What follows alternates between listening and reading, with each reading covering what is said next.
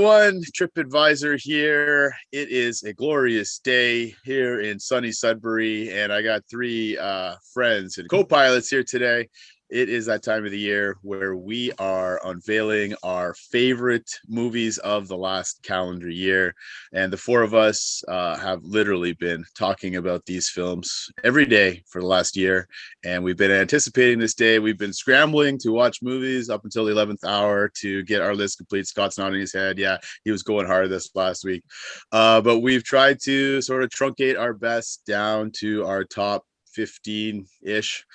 Maybe a tie or two in there as well. But yeah, we're just gonna let her rip, and we're gonna try and be very concise with our honorable mentions here. Adam is the omniscient, all-knowing one today, and so we're just going to fly out of the gate. I'm happy to announce today that all international travel bans and restrictions have been lifted, and so we will be traveling to multiple nations around the world. So buckle up, enjoy. This is the 2021 best movies of the year list. And I'm going to pass it over to my friend and colleague, my Canadian friend and colleague. We have two Canadians and two Americans, Adam Kline. Maybe, but when you start off, this won't count on the 3 minutes because we're gonna pack in our honorable mentions in 3 minutes or less. We will let you say your name and where you're from before we start timing. Adam is very diligent. This will not be a 4-hour production today. We'll try and keep this shorter than the longest runtime on our list. So Adam, you're hitting lead off. Tell us a little bit about yourself and in maybe 1 or 2 sentences what this year in movies meant to you. He always does this. And then always say, we're going to jump right in, guys. We're going to jump right in. But we're diving into the deep end. Let's go. And tell us who that orange dude is on your shirt too. 2021, the best films of 2021. You know what? The 2021 was fine. there were some overall. Where's the eject button here? There were some great films, and there were a lot, in my opinion, when I look at my ratings on Letterboxd, because we all use Letterboxd to track everything we watch. There were a lot of very good films. There were a lot of 4-star films. But for me, when it came to the 4.5, 5-star rating, which is like the elite, 15. Let's wrap it up. I would probably 20, but they had some really, the highs were really high this year. And so I'm excited to talk about that. And yeah, Jason, you talked about the lists that we have. And I think maybe we expected a little more crossover. We only have 2 films that are on all 4 lists. So someone is responsible for dropping a bunch of films that the other 3 have. I'll just put it that way. Mm-hmm. That's they're all in my 16 to 20, all 50 of them. But then there's weirdos like Jason and I, who we have a lot of we have a lot of films that are unique to our lists. That's not surprising for me. You guys expect that from me, but I think it was kind of neat to see Jason bring in some unique flavors and interests. But there's a good mix. We all have a mixture of a huge selection of international fare, independent film. Sprinkling of blockbusters, whatever that means in the second year of a pandemic. We're not really sure what the state of film is anymore. But anyways, I'm happy to tee it off if you want me to. So yeah, and where are you coming at us from? Where's home for you? I'm coming at you from Belleville, Ontario, Canada. So just sitting on the edge of the Great Lakes here. Nice. So good to go. Okay. Well, 3 minutes. Give us your honorable mentions, your 15 through 11. Okay. Here are my honorable mentions for 2021, 15 through 11. I'll just list them off, and then we'll take a minute to talk. That's 30 seconds gone. I'm going to reset my timer. Exactly. All right. Honorable mentions. Number 15, Spider-Man No Way Home. Oh, thank God. It's on the top 10. Number 14, The Matrix Resurrections. Wow. Number 13, Summer of Soul, or When the Revolution Could Not Be Televised. Number 12, A Cop Movie. And number 11, Anne at 13,000 Feet. Oh, wow. Good one. Yeah, appreciate that reaction.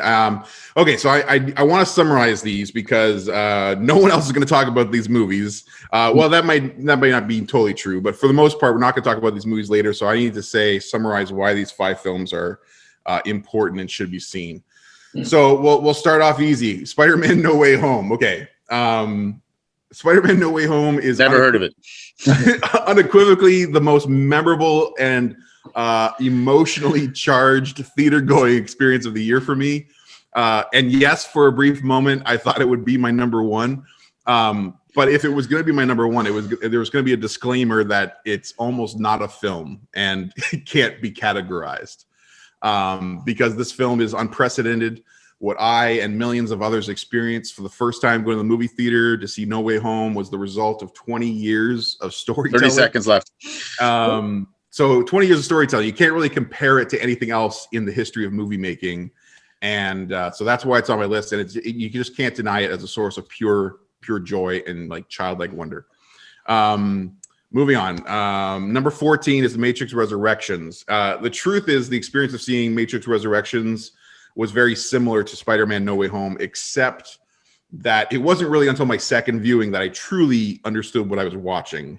What Lana Wachowski does here with Matrix Resurrections is kind of also unprecedented and unexpected and subversive in a very exciting way, just like the original Matrix from 1999, which is quite literally a part of my identity and worldview. The Matrix Resurrections redefines a cinematic genre. It redefines franchise filmmaking as we know it. And the truth is there's just way too much to unpack with that film. And so our 12 viewers, they can read my Letterboxd review, or they can invite me to talk on their own podcast about it.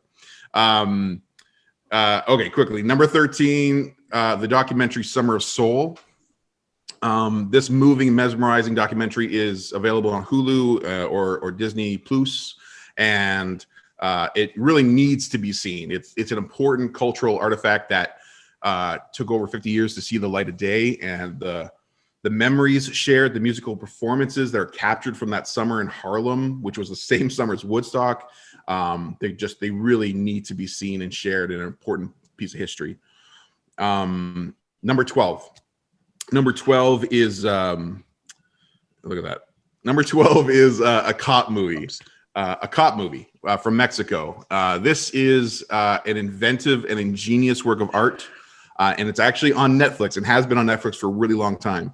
And so people really need to click this one up, cue this one up. A cop movie brilliantly blurs the lines between documentary and imaginative reenactment, and it explores police corruption, institutional corruption in really a way you've never seen it before. So I can't recommend that enough. Finally, my number 11 honorable mention is Anne at 13,000 Feet, a remarkable Canadian film that sadly very few people have seen, but really many should seek it out. Anne at 13,000 Feet is an awkward, painful, and enrapturing experience that's only 75 minutes. And it's about walking a mile in someone else's shoes. It's an honest and respectful exploration of the realities of mental health, social anxiety, and depression. And I mean this sincerely. The Oscar for Best Actress should just be handed over to Dayra Campbell, because what she does in this film is unreal. Anyone who sees this film, after watching it, you should watch interviews with Dayra Campbell and director Kazik Wodowanski, just so you can see and separate the performance from the person, because she's just stunning. And at the moment, I believe the only place to rent or stream Anne at 13,000 Feet is at digital.tiff.net, digital.tiff.net. I know you can get it there. Hopefully in time you'll be able to get it elsewhere. Almost made my top 10, but yeah, that's my honorable mentions. There you go. Cool. Thanks, Kleiner. All right, next we're going to go with Scott Sipling. Scott, in a nutshell, what's this year in movies been like for you? Where are you coming at us from? And what are your honorable mentions? I'm from the home of James Harden, Philadelphia, Pennsylvania, proudly.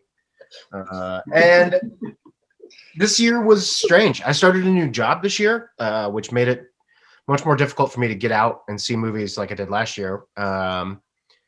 And I also realized that the more and more that they put things on streaming services, it becomes simultaneously easier to access movies and more difficult to access movies, to the point where I feel like I'm subscribed to like 20 services that stream movies and I can't keep up with all of them and I don't know which ones they're going to be on. And it's very nice to have access to all these movies and also very frustrating to figure out when I'm going to get to see these movies, to the point where there was a couple movies that will show up on your guys' list that I couldn't see yet, whether it just be because I was too busy or because they're not released to stream yet or haven't been in a theater.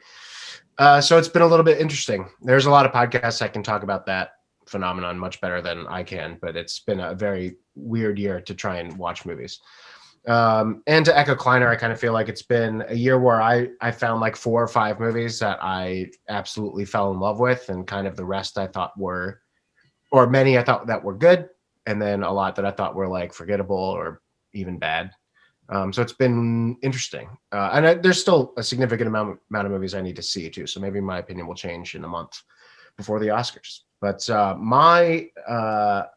my honorable mentions will be pretty short because all of these movies, with the exception of one, are going to be talked about later at greater length. But my number 15 movie is the Asghar Farhadi film A Hero, which I just watched yesterday and is incredible, and I'm looking forward to talking about that later.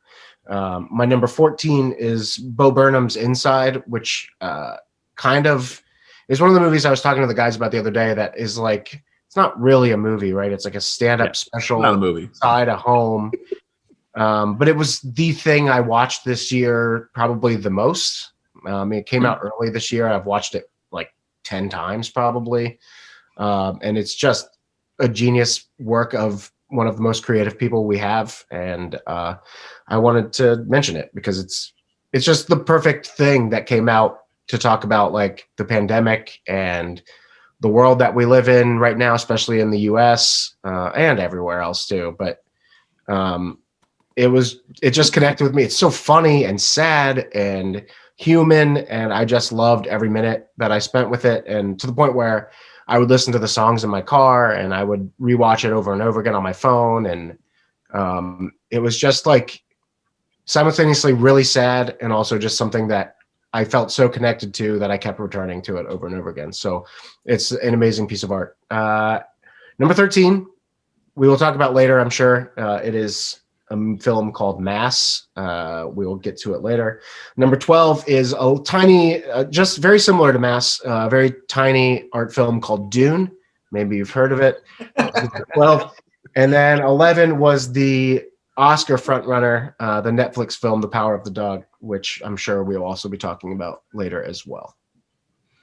For the record, if I considered Inside an actual movie, it would be in my top 5. But yeah, it's that's why it's in my honorable mentions, honestly, because I think it's perfect for what it is. But I had a problem putting it as like my number 1 film because it's kind of like an amorphous thing. It's just not really a film. So that's Spider-Man No Way Home's not a film, and you put that in. I mean, it's a film. It's a film. It's just not a good film. Yeah, I think it's one, Yes, teed it up for you. one of the most impressive things is when you can have like a comic you don't really like that much, which is me, honestly, with Burnham in the past, and then all of a sudden make something that just completely changes how you feel about them. Yeah. And that was Inside for me. He's grown too as like a performer and changed a lot over the last several years. So, I mean, it started with his when he directed 8th Grade, but this was like, it was awesome. I think I'm up, aren't I? I think it was filmed where you are right now, eh, Furman? Kind of got that nice inside look going on. Yeah. So You my gonna sing daughter for us? the neatest room in the house. Okay, so you know You're gonna sing your honorable mentions, a little song and dance for us. I could, if you want. All right. Well, you're up next. Where are you coming at us from? Do it. What did this year in movies mean to you? And let her rip. What's your 15 through 11?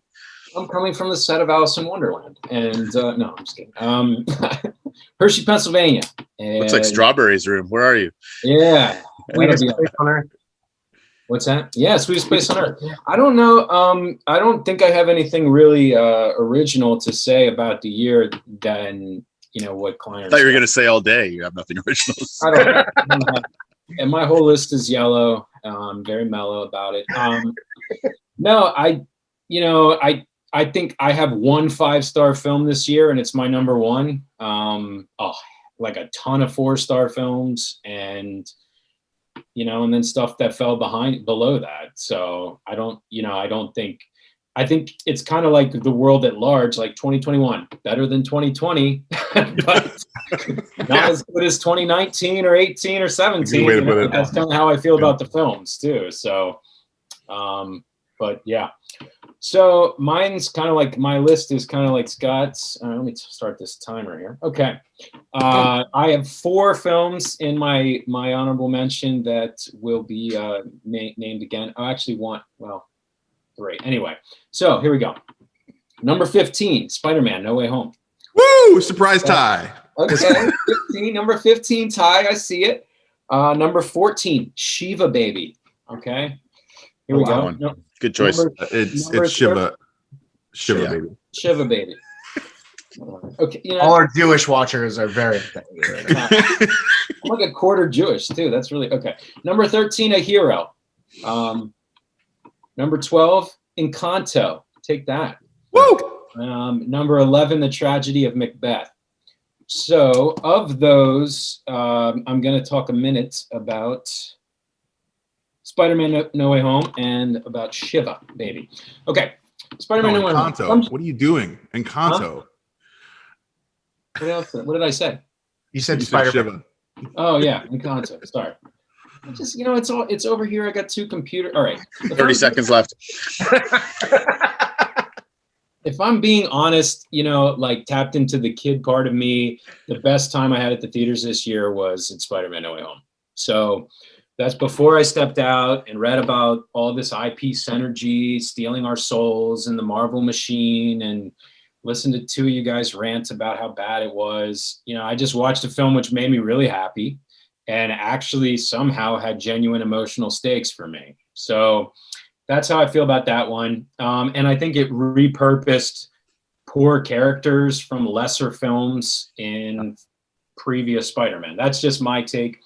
So you can look at it as 2 ways. You can look at it as one of the greatest cash grabs of all time, which worked, or one of the most brilliant conclusions to kind of a 20-year of Spidey saga. So, I guess personally, I just felt like it was much more the latter. However, I don't think it was the most artistic thing that I saw this year by a long shot, and that's why it's number 15. All right. Encanto. The miracle is not your gift, it's you. Okay? I just want you guys to remember that, because 2 of these cats are going to come flying at me in a second. Beautiful, Furman. I wouldn't even dream of it. Yeah. Guys, if we meet up at TIFF sometime, I'm going to make a t-shirt with that slogan for you. Furman. The miracle is not your gift, it's you. Put that on a t-shirt. I mean, is it not freaking true? That's the thing. Okay. So Yeah, welcome to the world of modern Disney filmmaking. Okay. Beautiful 3D animation that captures true to life things like movement, and yet can get the magical, awesomeness of a house that has all these magical qualities. And where the villains, wait for it, live on the inside rather than the outside. Okay. So that's kind of what's going on in the story. It's a story about a girl who lives in a family where everyone has all these gifts, except her. And so it's kind of her journey of becoming, her coming of age, her journey of belonging. It's punctuated by what Scotty disagrees, but I think it has some great Lin-Manuel Miranda songs in it. Awesome characters, like an older sister who's sort of the Martha, the workaholic. The younger sister who can't stop making beautiful, boring things that she just wants to break out of the box of. John Leguizamo, we don't talk about Bruno. He's just in there crushing it. And it's all just about this eternal war between external appearances of strength and the way we present ourselves versus internal conflict. So that's Encanto to me. And I saw it with my kids. I didn't want to go. I wanted to go down the hall to something else. And I think I ended up liking it more than them. So there you go. Beautiful film. That film was, the other 2 will laugh, but that was the hardest one to cut from my top 15. Take that. I love Encanto. I love it.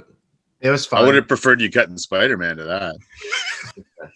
No one asked you. Both fine. I feel like can we? I know this is going off script a little bit, but can we have the Spider-Man talk real quick? Because I feel like that's important to a lot of people. What, it's not on your list, Scott? It's not on our list. I just think the good of the film is far outweighed by the horrible hellscape that it represents. And This is where you link the Space Jam short film. This, where his rant.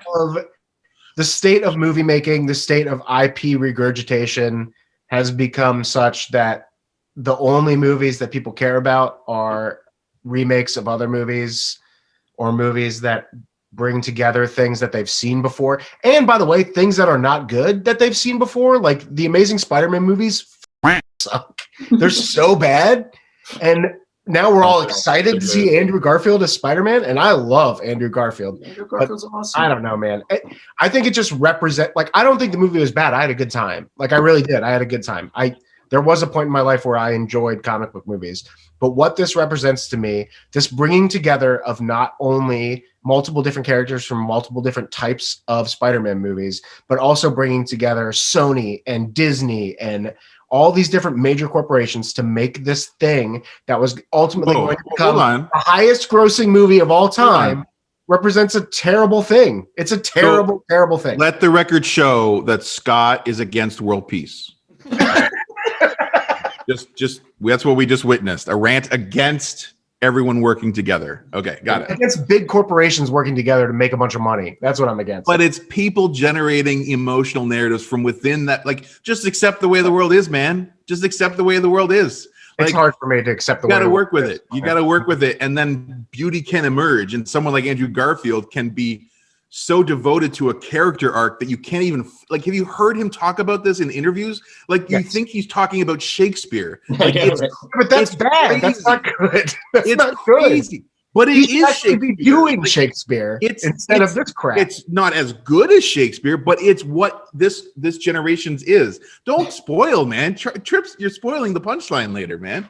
Jeez. Right, I'm going to send a stewardess back there to calm you down here. Like, take your seats, please. We're ready for takeoff. Anyway, I'm clearly upset about Spider-Man. I feel like you can hold the two in tension. Like, I am like the MCU rant.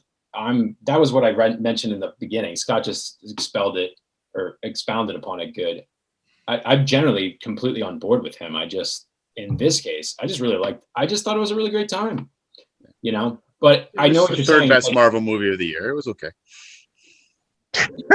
Actually, all right, let's move it along. Come on. I think that was a good. I'll just say, you know, we all left the theater and we were all like, some of us like childlike wonder and merriment and world peace, and other people don't. I get it. It's fine. It's cheap nostalgia and fan still service. Love you. Love my enemies. Move on. All right. Just for those watching the over under, with some over unders we were working on today. The over under of Scott rants today is 6.5, and there's one. The good money, the smart money's on the over. Yeah, smart money. Always. Anyway. All right. Continue, Furman. We just hijacked your. No, I'm done. I'm done. That's it. You're done. Honorable mentions. All right. Honorable mentions. This is your captain speaking. We're ready for takeoff, so please buckle up. We're expecting a little bit of turbulence as we head southbound for the first honorable mention, which is another film out of Mexico. One Mexican film has been mentioned already, but my number 15 is Identifying Features. It's a movie that reminded me a lot about one we all loved last year called Never, Rarely, Sometimes, Always. Now your interest is perked if you didn't get to this one. It's about a mother on a journey against all odds at the Mexico-U.S. border, trying to find out the fate of her son. It's a first time feature, and I got a lot of movies. It was a great year. I'll say this about 2021. It was a great year for first time features, and I've got a number of them on my list. Directed by Fernanda Valadez, and it's a movie that is harrowing. It's beautiful to watch. You're on this journey with this lady it's only an hour and a half film. But I was so emotionally invested with her on her journey. The final third is quite spectacular and harrowing, and it's one that really stuck with me and sat with me. And so that's Identifying Features from Mexico. You know what? While we're heading south, let's just keep heading a little bit further south. Tied for number 15. This is a 2-for-1. You bought a ticket to Mexico. We get to go to Colombia next as well for a film called Memoria. This is a film that you may never get to see because it's never going to be released to VOD or DVD. I would love to see this movie. I would really love to see it. You need to see this movie. So the next time it comes to the city of brotherly love, follow the rules. We said no ties. Take your seats. Take your seats, gentlemen. Come on, you're cutting into my 3 minutes here.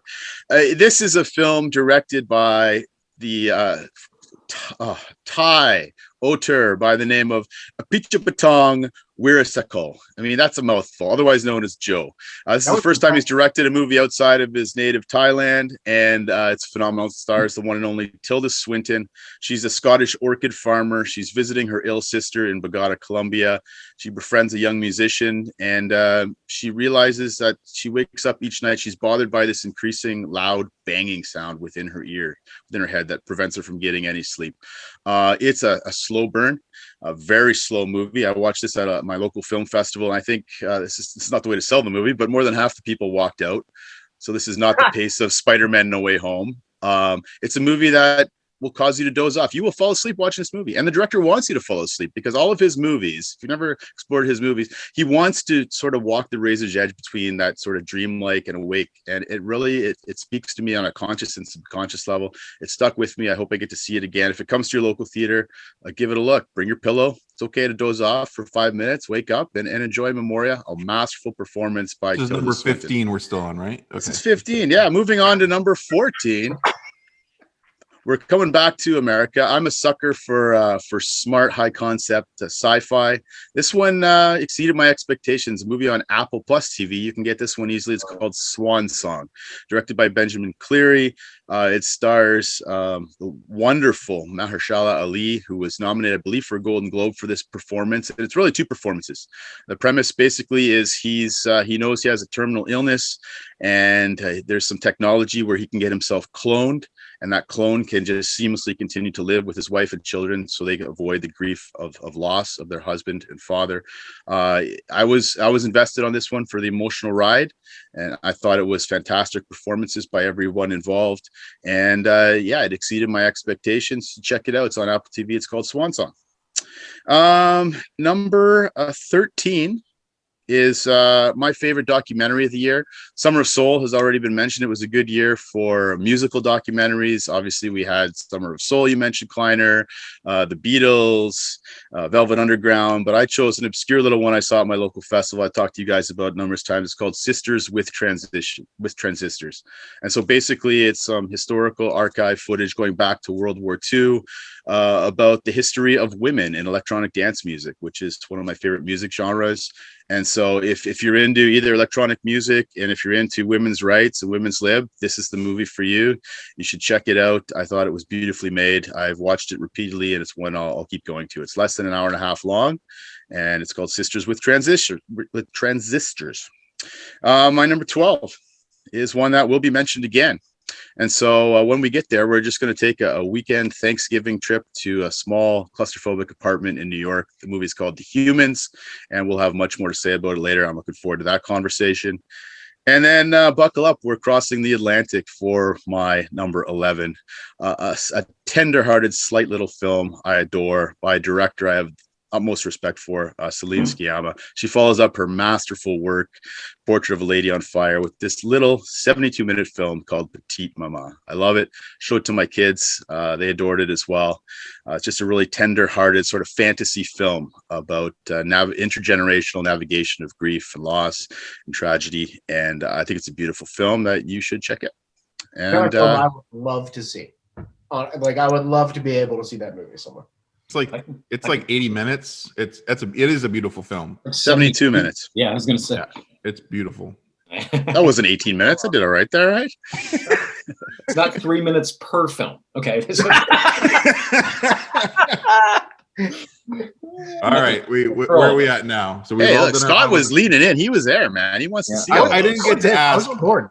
I didn't get to ask if have any of you seen the film, like the ones I meant, like Cop Movie or Anne at 13,000 Feet? Has anyone? Nope. I've seen Cop Movie. I want to see Anne. I haven't got to yet, but I've heard good things. Yeah. Wait, you have seen Cop Movie? Yeah. I think I was the first one. Do you not read my messages on our chat? I was the first one to mention that. You do not have a star rating then on Letterboxd. That's the only way I know if you've seen it. Jason has seen pretty much every movie. Maybe it's a tie for number one, a secret one. I'm glad that I beat Trip. He did not see a Canadian film called Anne at 13,000 Feet. So what are you going to do there? But okay. Are we in our top 10 now? We're in our top 10? Yes. Yeah. Okay, that's honorable mentions in the multiverse. I guess that's 3 minutes each.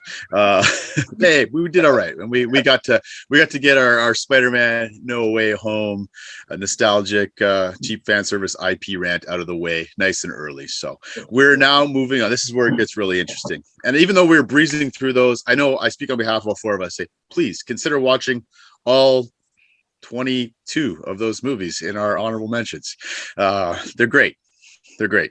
21. Wait, yeah, I was the only one with the time. Okay, back to me. Yes. Back to you, Kleiner. Right. Number 10. Number 10. Top 10 of 2021, guys. My number 10 film. You know what it is? Do you know what it is? I'm guessing old. My number 10 film is Barb and Star Go to Vista Del Mar. Nice. Guys, all right. Guys, we need to talk about the cinematic art of comedy. Okay? Listen, why do you think less than? Why do we rarely consider the success of a comedic film as equal or in the same caliber of craft as other works of art? Why is this the case? Because we all know that the only true way to assess or interpret or judge a film is on its own terms, on its narrative goals and objectives, right? We don't criticize a World War II film because there weren't enough laughs. We don't say a story about a broken marriage needed more action scenes. We interpret and critique a film based on what it's seeking to accomplish and the narrative or genre conventions it embraces. Okay, so then why do we exclude comedy most often from these kinds of lists? Why do we not recognize a comedy that perfectly executes its goals and objectives when it's outlandish and yet relatable characters fulfill a dramatic arc of resolving conflict within a hilarious and exaggerated reality? Because here's the thing, Barb and Star Go to Vista Del Mar is a 5-star film. It is perfect on its own terms. Well, then why is it number 10? It's perfectly because I needed to take the time to recognize the tension that we all live in, because so many comedies should be top tier, but they're not. This is a film that fulfills its objectives, tells an outrageous story, has endearing and hilarious characters, and provides us with the side-splitting relief that we're all in desperate need of these days. So, guys, why am I the only brave one here? Why is that? I haven't seen it. And by the way, Barb and Star Go to Vista Del Mar. You can watch it today, viewer. You can watch it on Crave, HBO, whatever country in whatever streaming service. It's available. It's genius. It's hilarious. I think it's on Hulu here. It's my number 10. Yeah, it's on Hulu for all of our American viewers, and the equivalent sometimes here is Crave. So yeah, it's a fun movie. Jason gave it 3.5 stars. I think Jason triggered my rant with 3.5 stars. I don't get it. So much joy, 3.5 stars.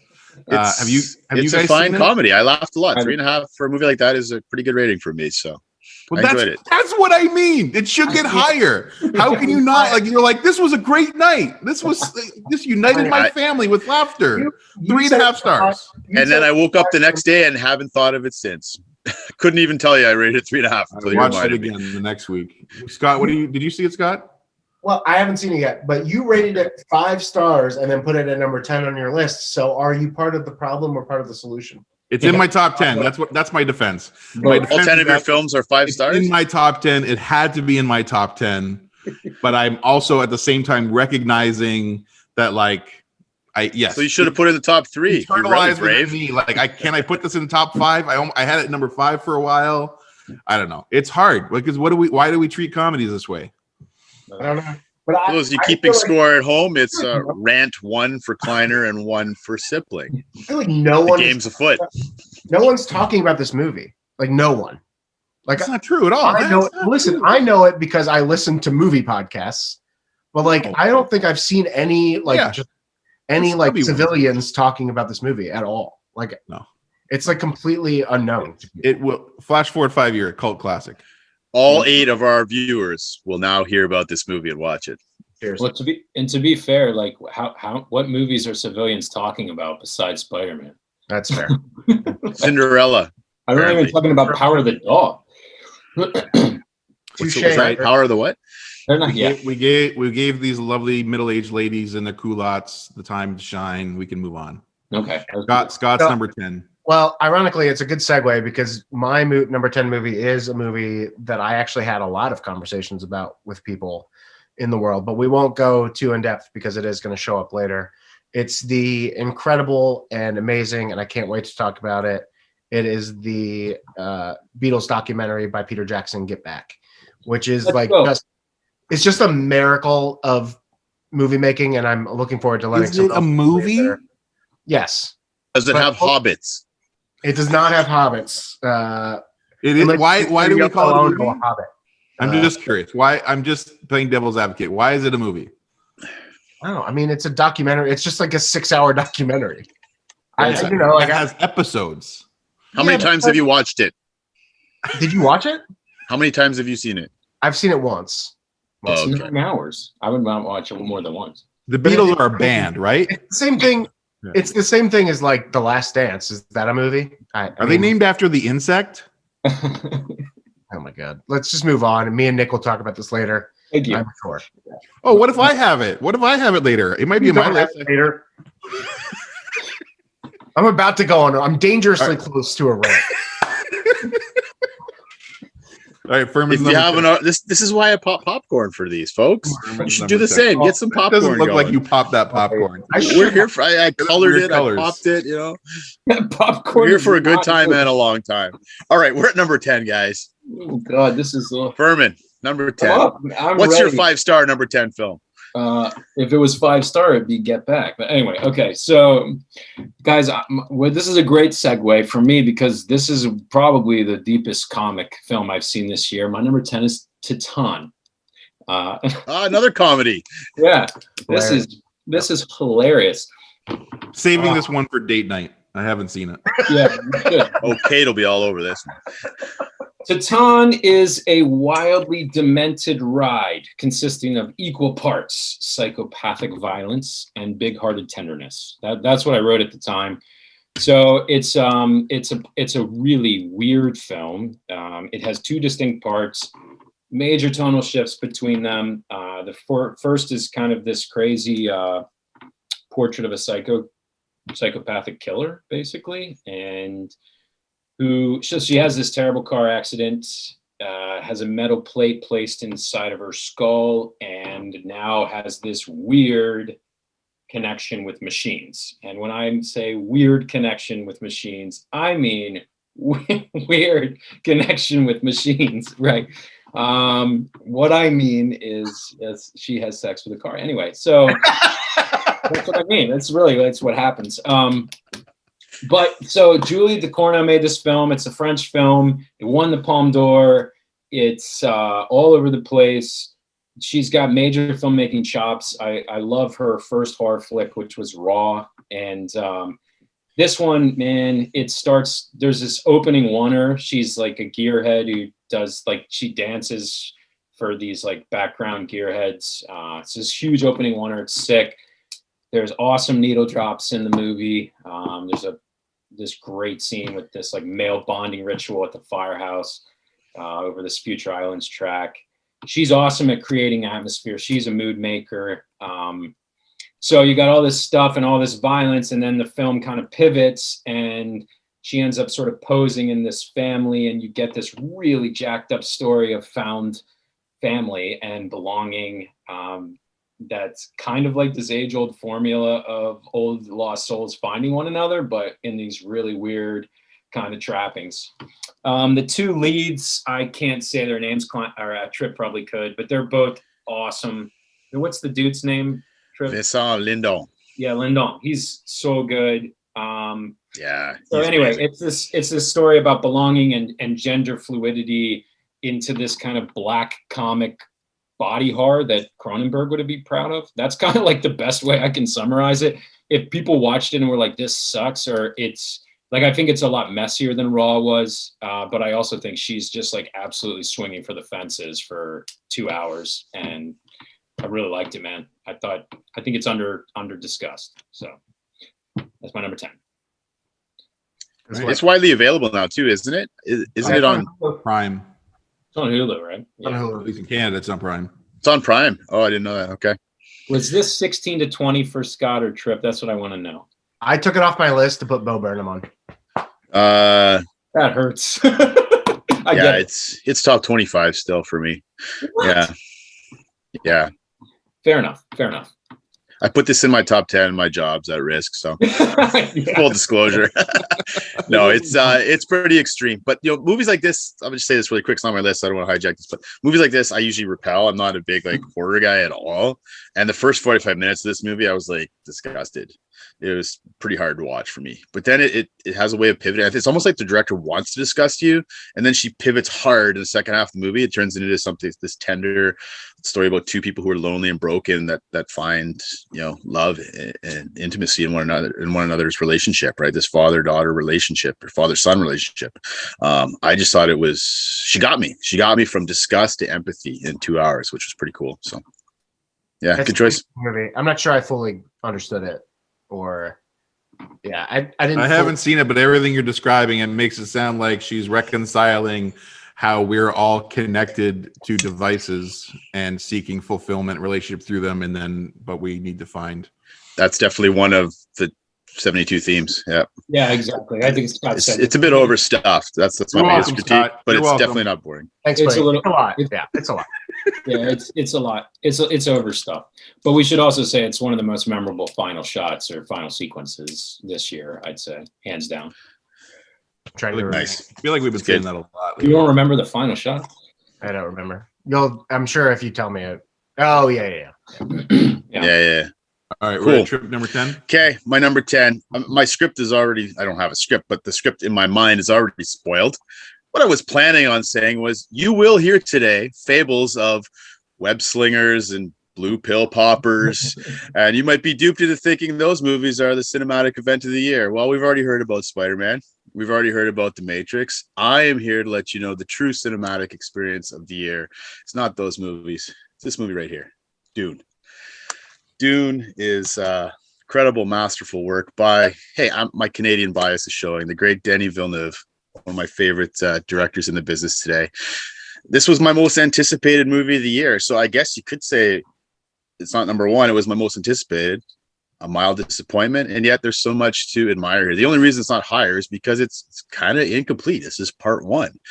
And so until we see the whole body of work, we can't really maybe give it a fair shake. But there is so much. I saw this 3 times in the theater, and just so compelling. Unlike most big blockbuster movies like the MCU movies, where it's really easy to parse out what's natural and what's CGI, the attention to detail, the production design in this film, the cinematography, it's on another level. I mean, this is like, Star Wars, Lord of the Rings, dude. It has a potential to be that sort of generational, incredible, groundbreaking thing that we'll be talking about for years to come. And so, if you've read the books, I think you'll enjoy the film. If you know nothing about Frank Herbert and the source material from the '60s, I think you'll enjoy the film. I think Denis did a good job of walking that tightrope, where he's not going to piss off people who are in love with this IP or know nothing about this IP. I've talked to both people who know the story and don't, and there's so much to appreciate in this film. It's just jaw-dropping what he does, but it's not just all style and no substance. There is some depth to this as well, and I'm really looking forward to part 2, which has already been greenlit. Production will be happening soon, and I'm excited for part 2. And maybe when we look back, we'll say that this might be even higher on my list. But right now, I put it at number 10. That seemed like a good place to put it. I couldn't move it out of my top 10. It's Denis Villeneuve's masterful work, Dune, part 1. I was hoping to I never got to watch it a second time, and I wondered if it would creep up upon second viewing. For me, it did. Actually, I was blown away by it when I saw it, but yeah, it not having read the book, I was in awe of the technical achievement that the film is, and I was so glad I got to see it on a big screen. But Scott's the one who also did keep it on his list, though. And here's my rant. Can I give you my rant? Here's my rant. my biggest rant against the Academy is snubbing Denis Villeneuve for a Best Director nomination for this. I don't care if it's part 1 or part 2. What he's able to pull off in this, come on, like you got to get. This is one of the 5 best, certainly, directed movies of the year. Just the scope of it all to pull that off is incredible. So got a lot of technical award recognition, but I think he deserves some recognition. And maybe it'll be like Peter Jackson when it's all said and done, like Lord of the Rings. After the final part comes out, maybe he'll not only get nominated but win. That's my hope. So redemption for Denis. I think that will happen probably. Like it's, I really loved this movie, and I think what I thought of when I watched it the most was Star Wars, which for me, if you guys know me, if people know me, that's a big deal because I love Star Wars. And the reason I thought of Star Wars was not like the visuals or any of that the special effects, which are amazing, but I thought of it because of like this. The screenplay is like they're speaking a different language. Like you understand the words, but you don't understand the meaning of all the words together, and it's mysterious. And it reminded me of the first time I heard someone talking about the Force. Like talking about what that meant. So like I was just entranced by the screenplay of this movie, and then you combine the visuals and the performances and all the other stuff in it, and it was a really like hypnotic experience for me. Like it would have been in my top 3 for sure if it wouldn't have just ended in the middle of the story. It just ends. It ends not. There's not even really a climactic thing that happens at the end, and it's like, oh, wait till next time. It's just like ends kind of. So I was pretty bummed about that, but it was incredible. That's fair enough. Yeah, and yet I wouldn't have wanted him to do like David Lynch and try and pack the whole story into one film. Yeah, me too. I'm glad it's in parts, but yeah, the ending is a bit anticlimactic. Abrupt. But it's a little abrupt, and also just like no one knew that this was going to be 2 parts until after it was released, and they were like, oh, I guess it's 2 parts. Cool. And the whole, we don't know if there'll be a part 2 unless enough people go to the theater. I don't know if that was a ploy or what, but hey, a lot of people went to see it. It's my Spider-Man. It's the cinematic movie experience of the year for me. All right. Awesome. Number 9. Number 9. All right. Guys, my number 9 surprised me. Because it will surprise us too. It was the first time viewing this film. It was a very enjoyable experience. Loved sharing it with my family. Solid 4 stars. And then as the days and the weeks went by, scenes and songs and performances were just ringing around my head and getting in my skin and in my heart. And I went back and I was like, I feel so compelled to rewatch Tick, Tick, Boom, because this film is magical. And Andrew Garfield is incredible. And Lin-Manuel Miranda directing his first film, adapting Larson's life and theater work. I don't know. That's really my best way of summarizing Tick, Tick, Boom. It just grew on me and got in me. And the music, the songs, the energy, undeniable joy, undeniable life. Andrew Garfield for Best Actor all the way. He deserves it for the entire year he had. Overdue for the recognition. He's just amazing. I love him. But this film is funny because the thing that held it back for me the first time, and I say that lightly because it was 4 stars and it was nothing but enjoyable, but the film on first viewing was just so kinetic, and there were so many staging frameworks that I was keeping. It wasn't really to the end until I fully understood the way the story is told, because it cuts between real life and the work he's writing at the time to a stage performance. And I didn't know the story of Larson, so I didn't go in knowing that much. I kept waiting to hear a song from Rent, and and then you never get it.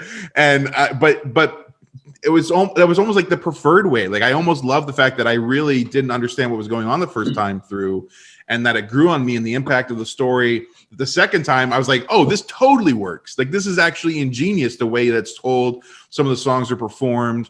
It's so kinetic. There's so much energy and sincerity mixed in. And a story just about the travails of vocational devotion, and honestly, one of the best portrayals of friendship that I've seen on screen in a long time, between he and his best friend.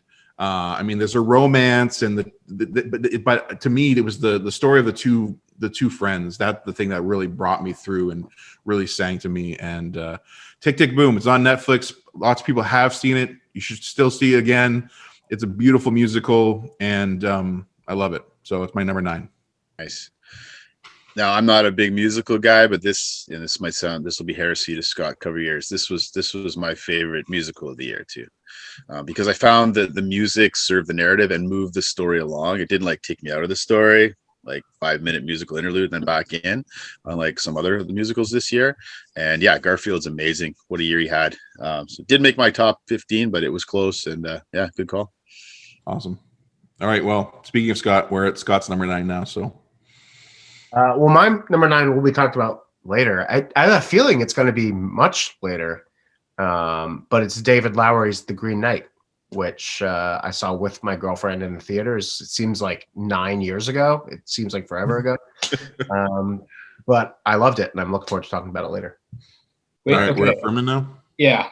So my number 9 is going to be mentioned again also, and that's The Souvenir Part 2, which is Joanna Hogg's conclusion to the Souvenir Diptych. Who might talk about it later? I don't know. Shocker. I don't know. I didn't see it, so maybe it's me. Yeah. Number 7 for you. Yeah. Just randomly throw it on. I didn't see this, but I've heard it's good. Heard it's great. For a while, we didn't know if Scott would see 15 movies this year, but he upped his game in recent weeks, so he made it. I watched like 15 this week. I was gonna say your pie. So his number 15 is also it's number 15, but it's also the worst of the year for him too. It was a great. I don't know. You guys thought this was an average year. I thought this was one of the best years of the 2000s for me. It's one of the best years of the 2020s for me. Yeah. Really? Oh, I thought it was such a good year. Maybe just because they were so cathartic with your for number me. 9. Yeah. My number. Oh, is it me again? Number 9. Yeah. I will prove it. I will prove it twice over. Because buckle up. We're going to the Middle East. We're going to Iran. And man, it was so hard to lift these travel restrictions today. I had to work really hard. I had to pay off. Committed to the bit. He is committed to the bit. And so, you know what? We're going to stay here for a double. We're just going to make this a double feature at number 9 because there are Iranian films are probably the most important films in the world today. And I'm going to defer to Scott a little bit. We'll talk about Farhadi's A Hero shortly. But I want to mention another Iranian film that I don't even know if any of you guys saw. And I forgive you for not seeing it, but you will go and watch it immediately after this today. It's called There Is No Evil. And it seems eerily dovetailing with what's happening in the real world. It's directed by a filmmaker, Mohammad Razalouf, who's been banned from making films. And we don't get this here in Canada, but some of these Iranian filmmakers, they have to make these films undercover. And so what he did is he put together this little anthology film. They're actually 4 short sort of montages and stories that he splices together into one film about the ethical dilemma of serving in the military, which is mandatory in Iran, which might lead you to be the one to pull out the chair from someone who's getting hung, because executions in Iran are higher than most places in the world. And as we're watching what's happening in Russia and Ukraine right now, it really connected for me. And so it's a fascinating film. It's a tough watch, but it really gave me pause. It's been sitting with me ever since I viewed it. It's called There Is No Evil. It's really 4 sort of half-hour films spliced together. He had 4 crews working on it. They spliced it together. They smuggled it out of the country. It won a major award at the Berlin Film Festival. And I think it's an important work that you should check out. And so There Is No Evil. And as already mentioned by Scott, our resident Iranian film connoisseur, A Hero, Asghar Farhadi's masterful work. It's about a man who's in prison for not paying off his debt. About 2 films? Yeah. Travel bans were tough to get lifted here, so we're just going to stay for a double. 20 seconds. And it's a great film. It's an absolute great film. What Farhadi does, and I'll let Scott weigh in on this a little more, is he doesn't paint in black and white. You watch this film. It's called A Hero. It's got the guy's face on the poster. Oh, this is the hero of the story, clearly. And it starts off that way. He's very heroic.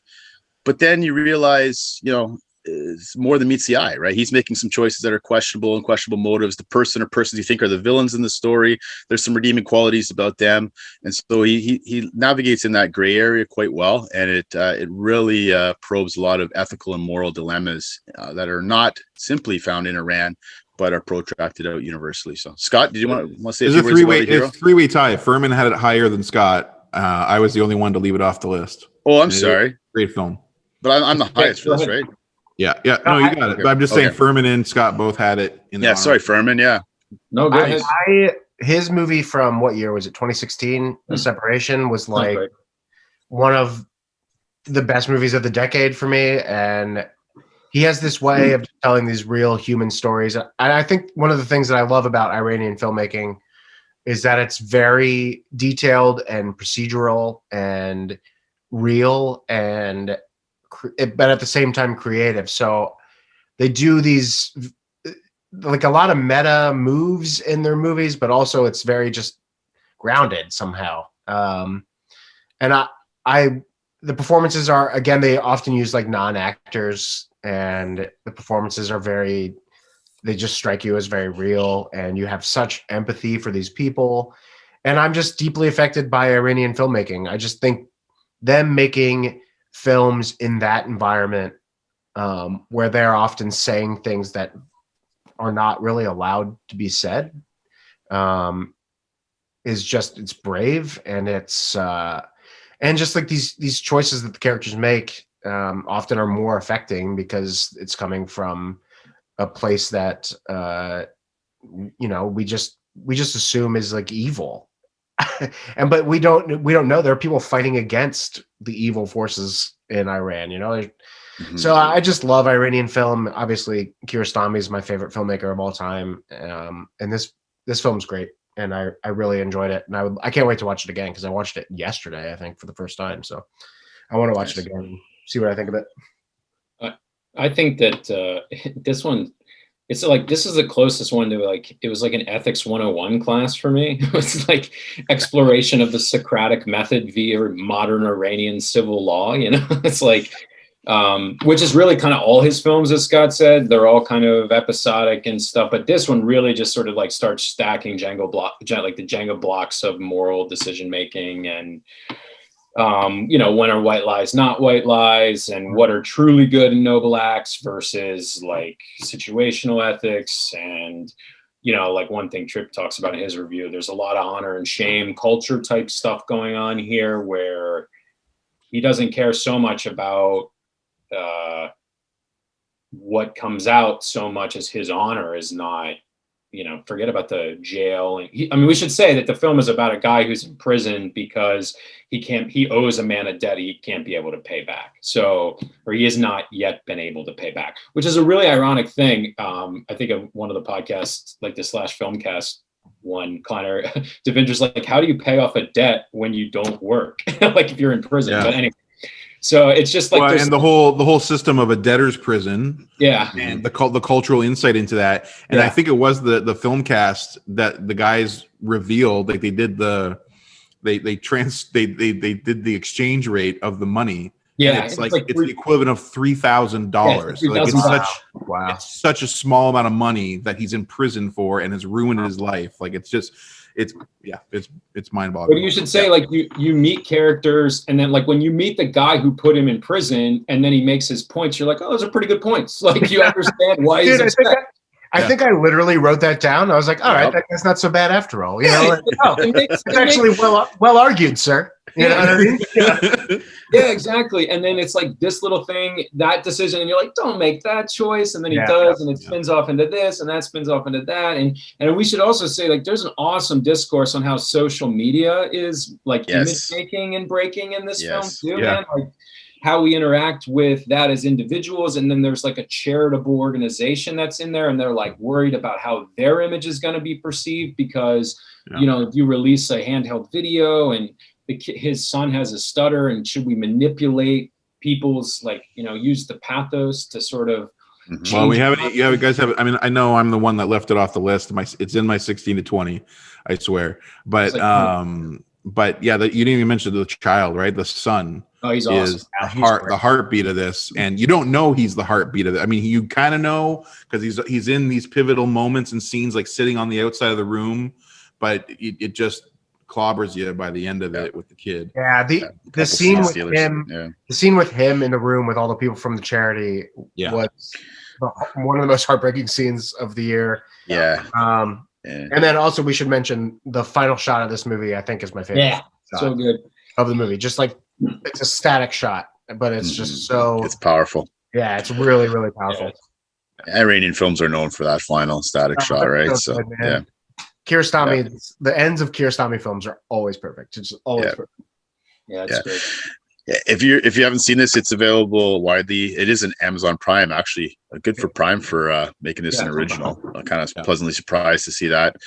Okay, cool. All right, that was a good time spent in Iran. So back to you, Kleiner. Okay, number 8. We're at number 8. So trust the process. Still recording. I'm just going to take a moment, and actually, if your screen is working, Trip, you can grab your sidekick there, because my number 8 is going to be. Believe it or not, my number 8 can be mentioned in a little while. It is the glorious. Look, guys, look at me. Musicals galore. It is Annette. Annette, guys, is my number 8 film of the year. I think my wife might be in the other room rolling her eyes or vomiting because she couldn't barely sit through this film. Yeah, but she knows what she's talking about. I adore Annette, and I almost can't explain it, but I'll try to in a little while when someone else brings it up, which is wonderful. So moving on to Scott's number 8. Again, will be mentioned later, and I don't need to say a lot. Be original, Scott. Come on. I'm sorry, I'm not that original. It's Paul Thomas Anderson's Licorice Pizza, which I'm looking forward to talking about later. I wasn't sure if that would make it for you or not. You couldn't keep PJ off, though. Yeah. Nick is surprised how low it is. Really? I'm a little surprised. Well, I'll tell you why I'm surprised in a little bit. It has to do with the sheet. Geez, spoilers. Jeez. Yeah, that's what I said. Okay. Okay, my turn. Yep. Number 8. This one we were returning to as well. This is number 8 is Sean Baker's Red Rocket. Nice. Yes, I'm pumped. Let's have that talk. It's another one I'm saving for date night. I haven't seen it yet. Yeah. Double feature, Titan and Red Rocket. What's with this year and these horrendous storylines that I intentionally avoided? Kleiner, have you seen the world that we're living in currently? Why do you want more of it? Watch Spider-Man and get a smile. Jeez. I know, right? Seriously. No, Barb and Star. Come on. Barb and Star. Barb and Star. There you go. Thank you. We're already done with that. In content. All right, where are we at? Now we're at Trips number 8. Speaking of smiles, I had a silly grin on my face from start to finish in this masterful movie. But I'm lonely on this plane because I'm the only one taking this retreat to this beautiful island, Sweden, for Bergman Island. Oh, Bergman no. Island. Yes, Bergman Island is my number 8. Hold your applause, please. Now, listen, the people watching this, I get it, right? All of us can say that not all of these films will be for everyone, but Bergman Island, so much of this movie pulled so many of my heartstrings. It's basically a 3-layer delicious cake. That's what I equate this movie to. It's a story within a story within a story. What cake are you eating? Jeez. Oh, it's delicious. Absolutely delicious. I've watched this movie 3 times and I will go back to it again and again and again. Stars Tim Roth and Vicky Krieps. They are aspiring screenwriters. He's more famous than his wife is, and they go to find some creative inspiration on this island, which is where one of the greatest directors of all time, Ingmar Bergman, spent a lot of his time getting creativity, and some of his later films are actually set there. And so at the beginning of the movie, they're walking around getting to know the locals, getting settled in. You're hearing stories of this larger-than-life figure. And it's not basically an homage story. It doesn't put him on a pedestal. It talks about his humanity. And I found it very interesting that as they're struggling for inspiration and creativity, sometimes we can look at our idols and we can shine up their halos and think we'll never be able to walk in their shadows. And that's part of what this movie is about, the struggle to find creative inspiration within a troubled marriage in this case. And so halfway through the film, much like Titan pivots, this pivots hard. not only is it a story about these two in this relationship, but the story then goes from there. And the wife, Chris, actually, we get to see her story unfolding. The screenplay that she's working on, and she's retelling it to her husband. And so it's a story within a story. And then we get these two new characters, these two new actors that are playing out this screenplay, which really is an extension of her real life. And it really is a story about how life and art, they sort of dovetail and they bleed into each other, even as we're struggling to get inspiration. The third layer of this delicious cake is the director, Mia Hansen-Love. If you know a little bit about her life and her relationship, it's very much biographical. And it reminded me that, you know, all art is autobiographical. All of these films that we like them because they're great art, but we also like them because they're a reflection or extension of something that resonated within us. And this one really resonated with a lot within me. These three guys didn't adore it as much as me. That's okay. It's not for everyone, but Bergman Island is a film I adored, and it's widely available to rent, I believe, on Hulu in the States. Get your hands on it if you think it'll perk your interest. So what's great about this film? Moving on. There's nothing great about this film. All right, I get it. All right, it's better than Spider-Man. Move What's on. Furman gonna say? To me, it's shocking that you would. It's okay, Furman. We can move on. You don't need to like make me feel better. I'm film okay. about the great humanist Ingmar Bergman that is shot with the kind of cold distance of a David Fincher film. I enjoyed it actually, and I really love Bergman. I just Fincher into this. How dare you? I just did not connect with the stories being presented, like emotionally connect. And Scott, it's really, to me, it was really like wooden and just like really struggled to get my interest at all. And then it finally did. It really hooked me. And then like 3 minutes later, it ended. So I was a little disappointed. This one I really wanted to like, and just didn't. Okay, number 7. We're at me. Number 7, Kleiner. All right, my number 7 has previously been mentioned by one beloved brother, and maybe this surprised him that I had it this high or even had it at all. But Shiva Baby, Shiva Baby. It's not Shiva. This 77-minute movie is a wonder. And it's a film that wonder. Like kind of like what I mentioned about other films earlier, like it surprised me. It really grew significantly on second viewing because the first viewing I sort of had to adjust to what I was watching. Writer director Emma Seligman has created this meticulously crafted comedy, black comedy, that is both crushing and claustrophobic. That's what you like with your comedy, right? As we follow a young woman trying to survive the travails of a family funeral. And of course, the first time watching, I couldn't help but think about 2019's Uncut Gems, as throughout the 77 minutes, the anxiety and the tension rises and rises unrelentingly, thanks to performances, cinematography, incredibly effective musical score. But it really is this incredibly intricate work and the performances. But coming back to a second time, again, I just sort of like couldn't quite get it out of my head. It was probably a couple months later, but I came back to it and I was like, knowing what I was getting myself into, I laughed 10 times more the second time than the first time. It's like the comedy cut through finally, the anxiety of the film. The first time it is just ratcheting up. And then you come back to it, at least for me, and I was able to laugh so much more because I understood what was really going on. I understood what the plight of this young woman, feeling the pressures of every one of the families and extended family around her, asking her what she's doing with her life, how's school going, the burden of being seeming to be a disappointment to her parents. It's just a brilliant, and the performance, the lead, Rachel Sennott, I believe. And then the mother really stood out to me, actress Polly Draper. Both, I mean, all the performances are great, but those two women particularly really blew me away with their performances. And I believe you can watch Shiva Baby on HBO or Crave in Canada, or maybe it's Hulu. You guys tell me, but it is available. People should watch it. It's short and brisk, but really powerful. And thankfully, Furman also included it. Yeah, it's you nailed it, man. It's one of the most impressive debut features I've seen in a long time. So shout out to another debut feature film. Yeah. Total acid dripped writing, and it's hysterical. I described it in my review as like Kafkaesque because the film, it it's one of those like the stakes keep rising on it, and then it almost goes beyond realism. Like they start doing these real claustrophobic shots and spinning cameras and shaky zooms and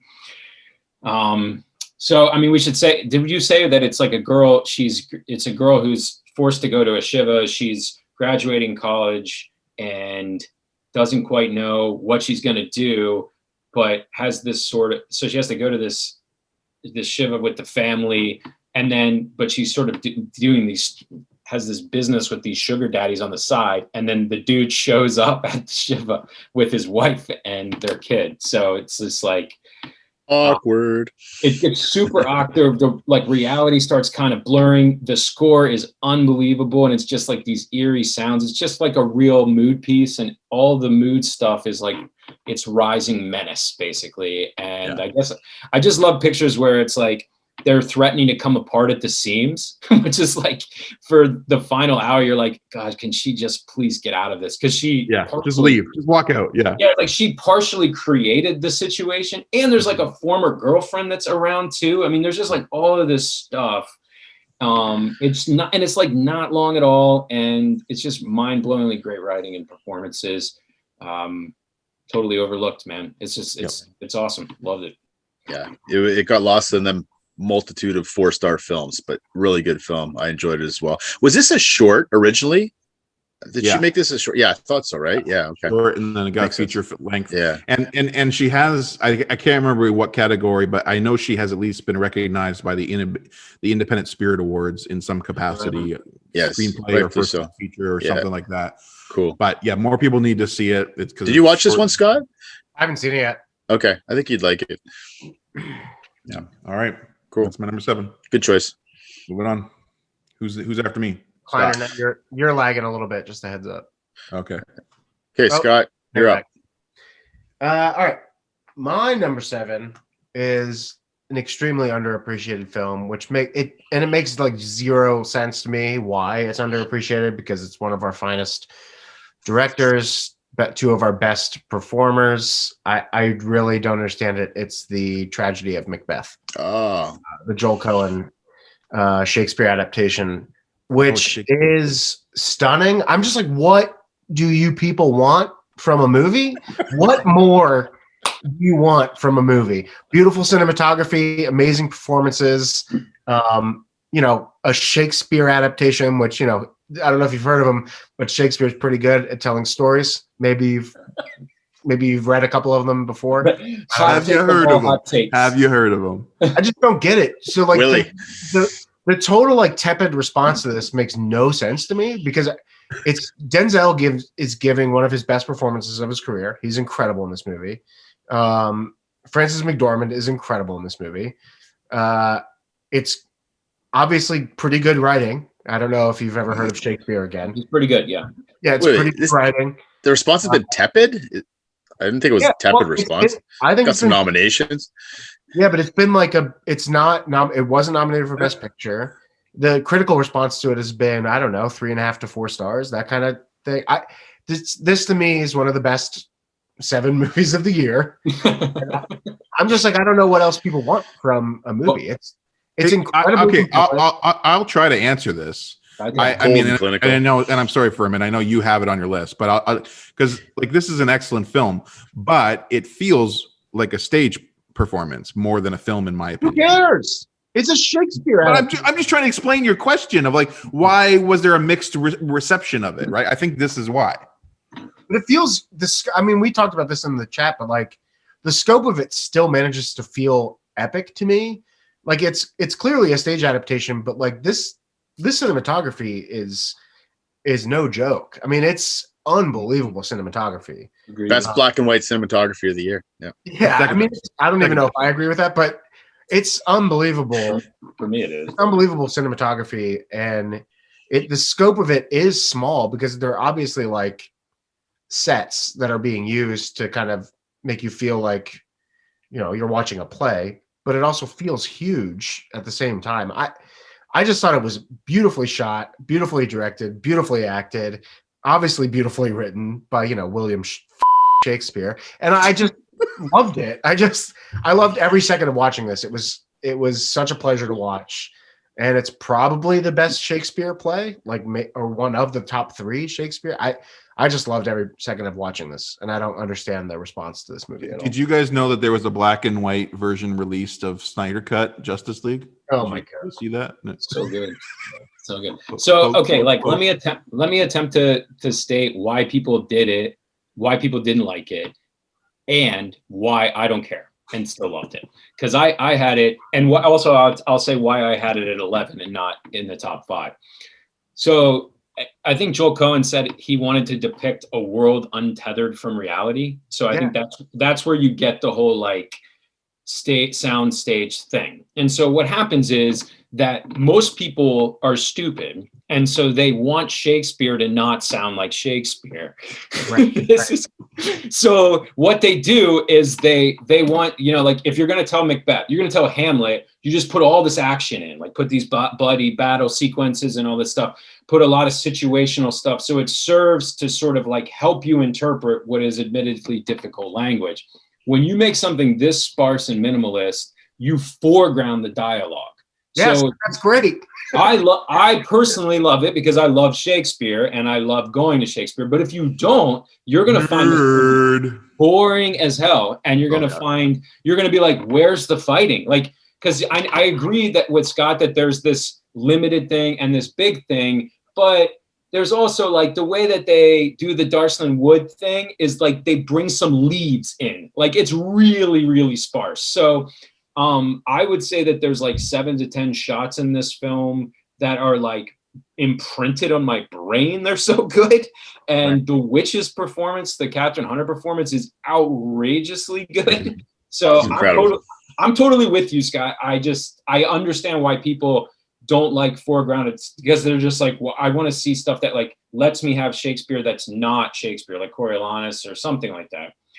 Why I had it low, and this is going to be probably a disappointed disagreement with me and you, is I like younger Macbeths. And I did think that Denzel and Franny McD were great, but I think that they've been better elsewhere. And I also think that they kind of take you out what's of so great of the characters. Lady Macbeth's character is very best when she's flying by the seat of her pants and freaked out, the whole out damn spot and all that stuff. Frances McDormand is a picture of composure at all times. So it's really hard for her to be unhinged. And I think when you make people that old, some of the driving ambition of the play is lost. So I know I sound I'm really sounding nerdy here, but I actually like them younger. Having said that, I really like that he made a different interpretation, the choice is very cool and very interesting. And it's an hour and a half, I couldn't help, but because of the choice with the age, I still love this film. This is a very good film, but I couldn't help, but there was multiple moments where I was the younger brings more paranoia because of what's uncertain about their future, right? The paranoia that was tempered because of the change on the focus on legacy instead of aspirations. And anyways, it was just that the choice was fascinating, but it didn't have the same effect on me. Well, rumor has it Franny McD has some pull with the director. So I don't know if we mentioned this is well, I won't say Coen brothers because this is a solo act by Joel Coen, and I'll put it in the show notes. But one of the greatest things about this film is Ethan Coen's tepid response and review to this film from his brother. Oh, it's so good. So we'll put that there. But no tepid responses from the 4 of us for this one. This is a really solid film. It's not in my top 5 Coen productions of all time, but it's pretty awesome. I think it's an interesting thought. I think you said, Scott, it's one of Denzel's finest performances for you. Yes, that's interesting. I'd have to really think about that. It's it's an interesting thought.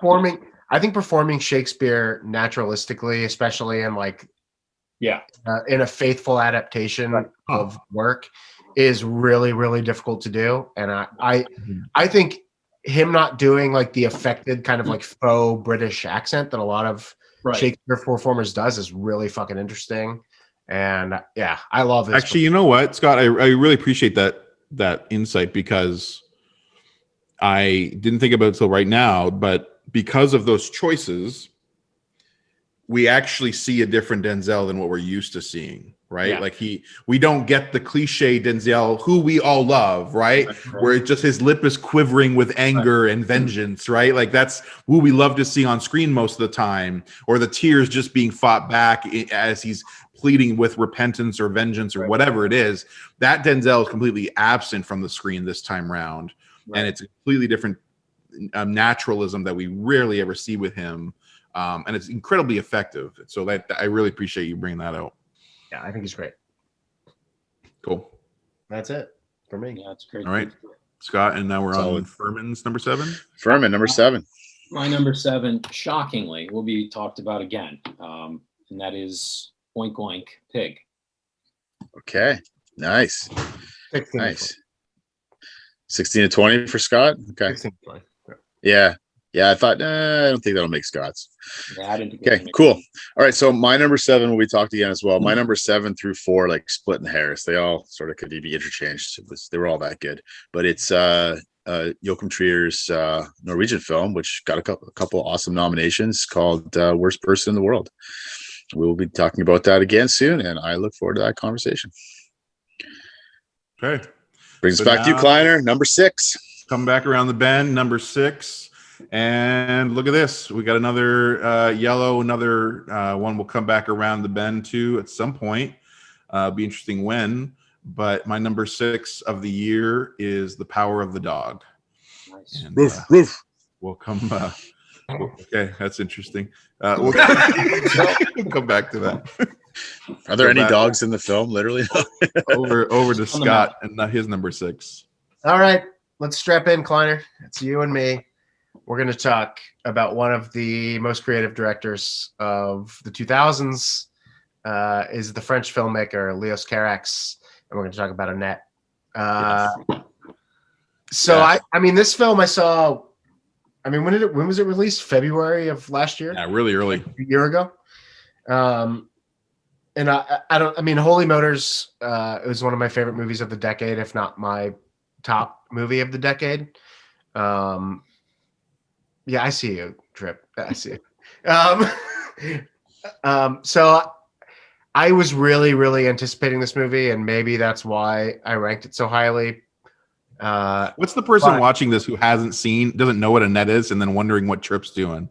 Yeah, That's I mean, what there's a doll in It's this puppet show. Yeah. There's a doll in the movie. There's a doll in the movie. Is all you need to know. I think the thing that, without like trying to even try and explain the plot, it's like pointless trying to explain the plot of this movie.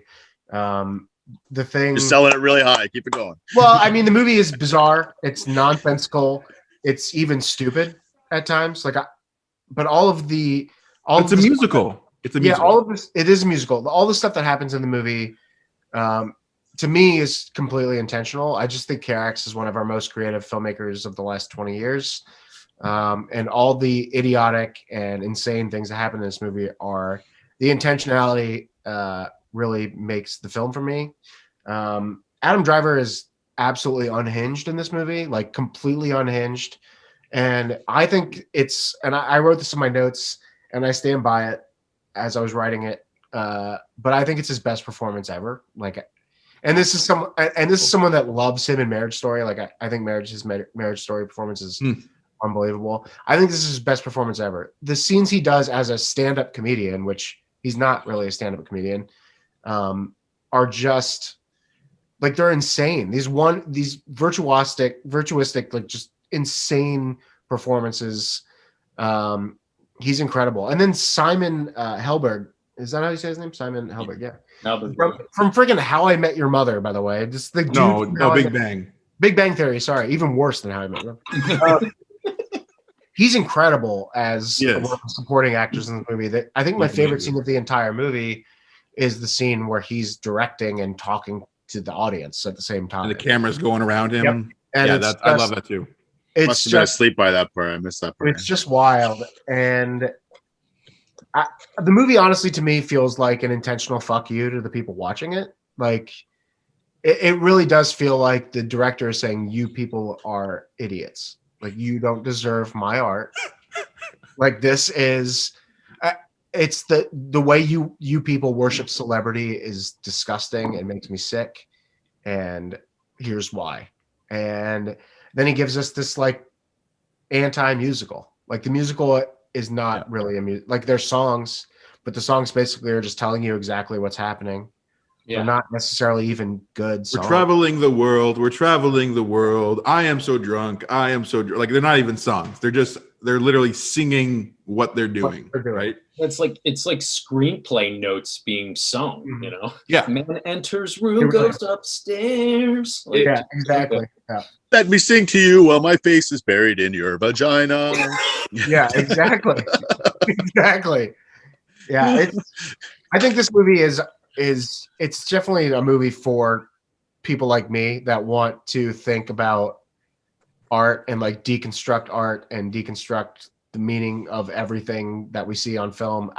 I just was like, I found myself, I was rewatching some scenes today before we talked, and I was like, find myself just thrilled all over again by it. Like, so that was my experience. Like I fully, I mean, I was shocked that I liked the film the first time. Like, and again, like watching it with Kate, like she could barely stay in the room, and like but I was like, I am so entertained by this, and I can't believe the gig isn't like I'm an hour in and the gig is not up. I'm not tired of this, and so I totally expected a second time viewing like for it to drop, and I was like, I just could not shake the stupid smile on my face. Yeah, and it's just like this is just because it's just this is something that should not work, and obviously for many or half it didn't work. But like I'm just like part of my amazement is like this shouldn't work because it is conventional cinematic wisdom says show don't tell, and instead Carex with the Sparks brothers, who wrote all the music based on a concept album of theirs, they're compelled to explore the exact opposite of this conventional wisdom, and like basically saying, okay, what if our actors who are fully committed to this narrative concept, what if they just there's barely any like character descriptions, and they just literally say or sing the plot points as they move through them. And the question is, will the audience follow along? Will they fill in the emotional or conversational like vacancies? It's like it's a big giant gamble and experiment. And for some of us, like it totally works. And at the same time, endless admiration for the cojones to even just try it and go for it. And I just like, and it's almost shocking. And I know not understandable for other people, but shocking that come to the end, especially after giving birth to a marionette doll, and then they care for this marionette doll who sings and becomes a international pop star, that at the end, when that doll changes and we realize what the entire story has been about and reflecting on, for some of us actually had an emotional impact. Dude, I rewatched the end today, and shocking. I was like, I was blown away by my emotional response to it. Yeah. I can't believe that I had, because honestly, my attachment to this movie the first time I watched it was not emotional. But this rewatch, when I watched the end scene, I was really blown away by like how it moved me emotionally. So I will say the second time it really hit me like, and we'll talk about a parental themed film later on, but like this is the one that hit me as a parent, where it's just like, do you actually see your children as human beings, or are they characters within your own script and story and line, right? Like, are they like every other person in your life that you're using and manipulating for your own spotlight, or do you actually see them as autonomous individuals with their own narrative, right? And it's just like, yeah, it's haunting. And anyways, and hilarious. What a film. It is. Good. We can move on, guys. That's great. Annette on Prime Video. Just keep scrolling, folks. I talked to 2 people this week. They couldn't even finish the movie. If I hadn't paid for a ticket, I might have. Those people sound like idiots to me. See, do you want to listen to people calling you potential idiots? Come on. I'll just say the fact that Driver's not nominated for this film means that the Oscars are a sham. I mean, and the year he had too, right? Like that's what I mean. It's just stupid. He and Garfield both had incredible years, and they both should have been recognized. Yeah, agreed. That's the nice things I'll say. But actually, I was pretty like middle of the road on it. So I was in it 15 minutes. Love the stand-up stuff. By the last third, it was laughably bad for me. Like, is this a comedy? Like, I couldn't have that emotional Yes, response because it it's just a comedy. You're laughing and questioning why you're laughing. Why are you questioning it? You were supposed to laugh at it. No, I was laughing uncomfortably because anyway, I didn't care about the movie enough to argue about it. So let's move on. Okay. Nick's number 6. my number 6 is coming up again. It is Licorice Pizza. Oh, wow. Ooh. Okay. Trip. My number 6 is coming up again as well. Well, Yeah, I'm kind of in the mellow yellow zone here. As I open up my list, remember what it was? Oh, yes, it's been mentioned and will be mentioned. David Lowery's The Green Knight. nice. Wow. Okay. All right, Kleiner. Top 5. We made Top it. 5, guys. Things are getting real now. Record time. Top 5. Goodbye. We're Spider-Man's in the rear view mirror. We're moving on. Let's go. We're not doing Good well. movies. We're not doing well, but we're doing better. Better. It's an improvement. It's like training wheels off. But Yeah. Annette not being in the top 5 is a minor win for me. So that's good. That happened. I mean, that happened today. So Okay, guys.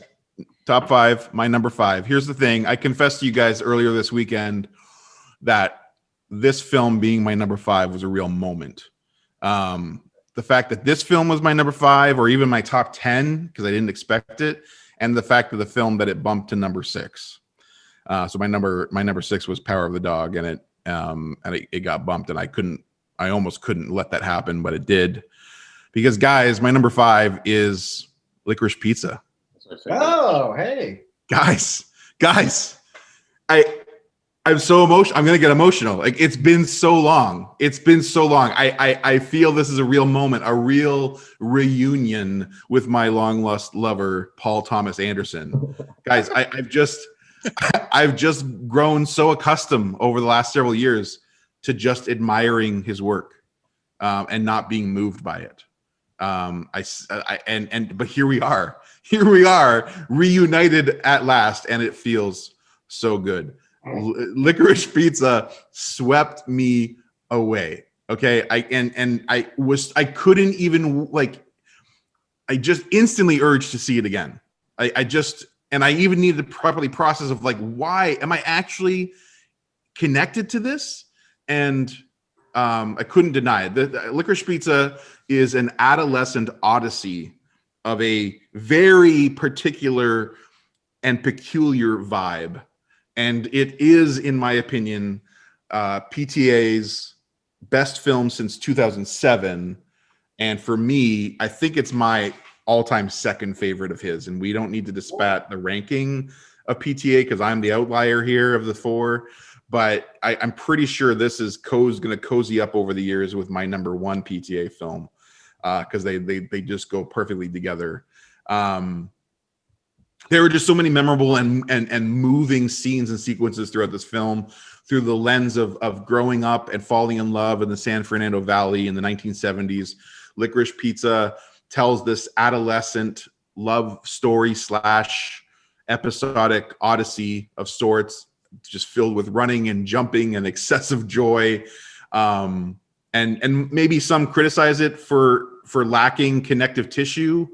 Or having loose connect, but I just think it actually all fits perfectly together as a form of memory, and like our memories, there are in this film these cinematic moments that are just incredibly stunning.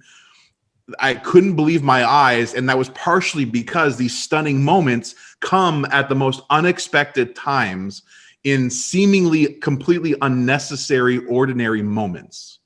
The second time viewing, I had to pause it and, like, why make this visually striking moment of a guy just walking from the bar to a table, or a side character just smoking a cigarette after the main character left frame?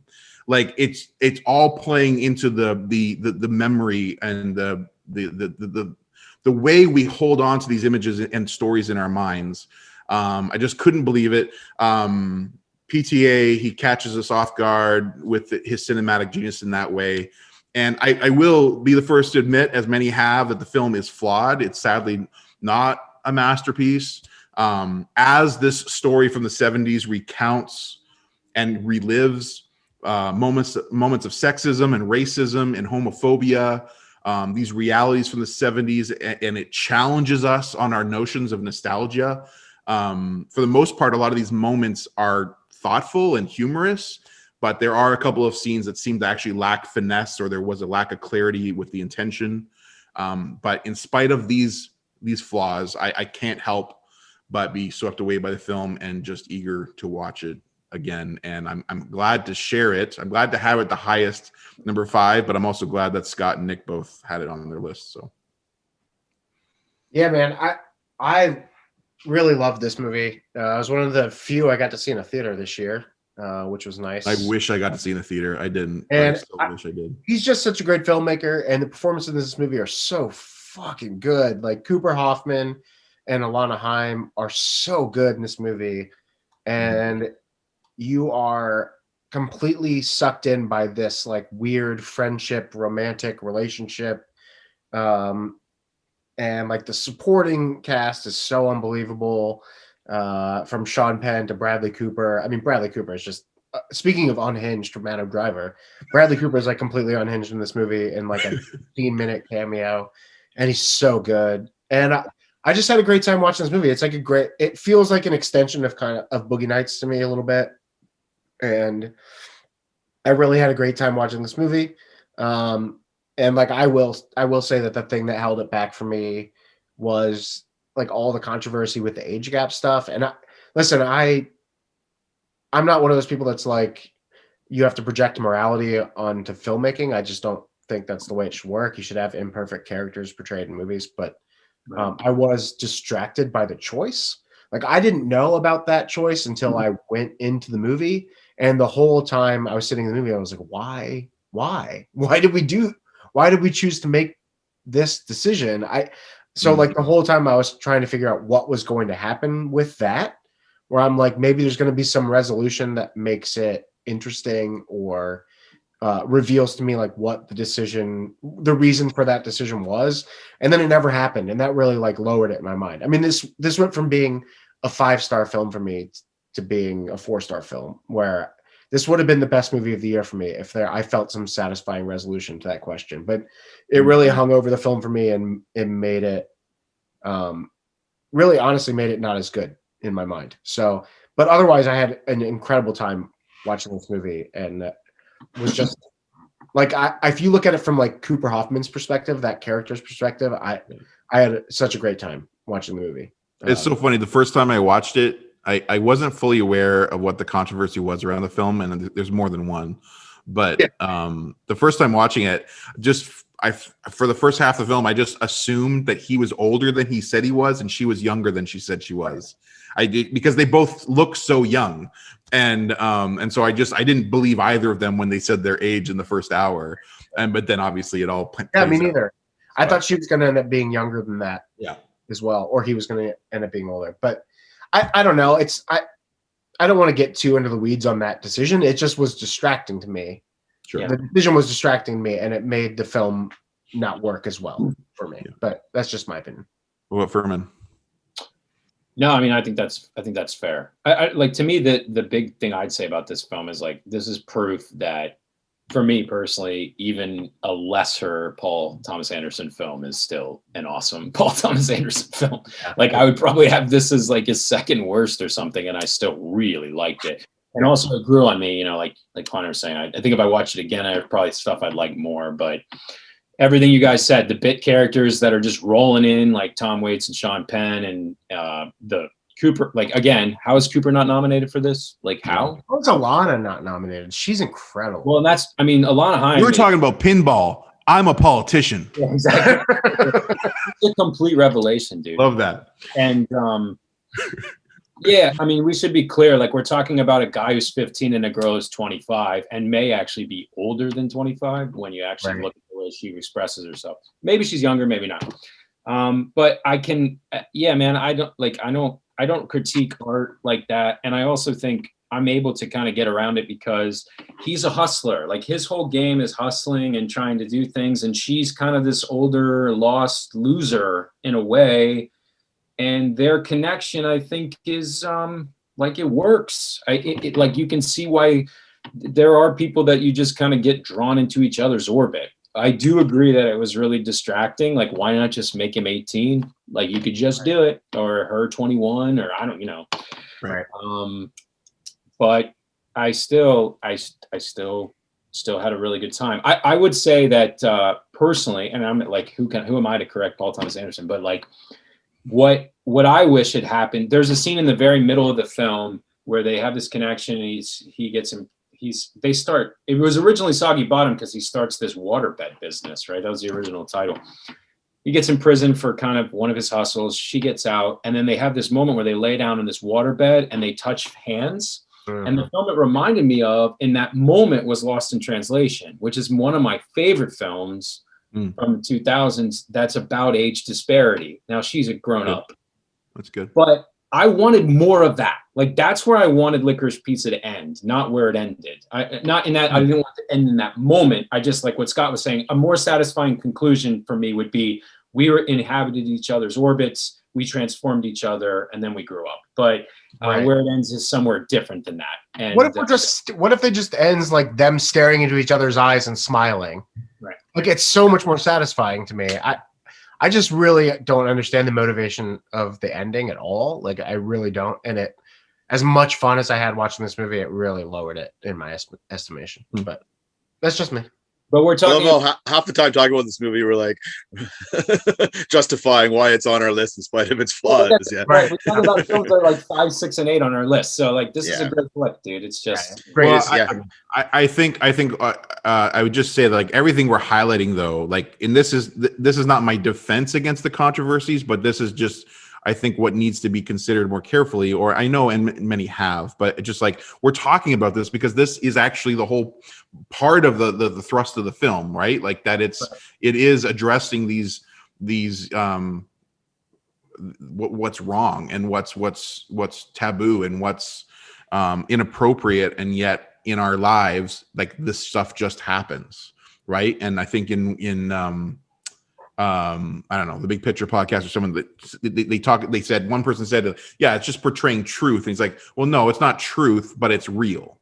Right. And so they're portraying that reality, and again, blending that with memory and the age thing. It's funny. I was focusing more on some of the racist moments that seemed to lack finesse and nuance, but like, the age thing, it brought me back to like back in youth group days, and like, you've got the 20-year-old youth group volunteers mingling with the 16, 15-year-old teens, and like, they're just friends, like, they're just like, and maybe there's flirtation and this, like, it's just like it's just real, like, it just happens, right? It's just part of, and sometimes you just don't know what to do with it, right? And but anyways, I really wish I would have seen this in the theater. It didn't come anywhere near here in the theater. That might have boosted it in my experience. I enjoyed it. Like you said, Furman, mid-tier or maybe even lower than mid-tier PTA is still very good.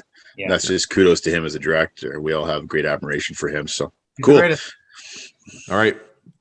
Scott's number 5. Yeah, this is a really smooth transition because my film also has an age gap. And I just watched it this morning, and I was like knocked on my ass. And honestly, this movie is one of those movies where I'm like, 5 seems about right, because I feel like it could go down at some point, or also could go up. Like, it could be like the number 1 or number 50 movie for me. It was very conflicting watching. It's Sean Baker's Red Rocket. Like, holy shit, this movie. I don't think I've had an experience watching a movie that felt anything like this since Uncut Gems. Uncut Gems. And I don't, like, it was so stressful on the back half that it was a different kind of stress than Uncut Gems, because this stress for me was like anger. Like, I felt like viscerally angry. I can only imagine the 3 of you guys are fathers of daughters. Like, I can only imagine the emotions you were having, because I wanted to jump through the screen and strangle Mikey Saber. Like, I couldn't believe. It challenged my pacifism deeply. Yeah, man. Like, I couldn't believe what I was watching.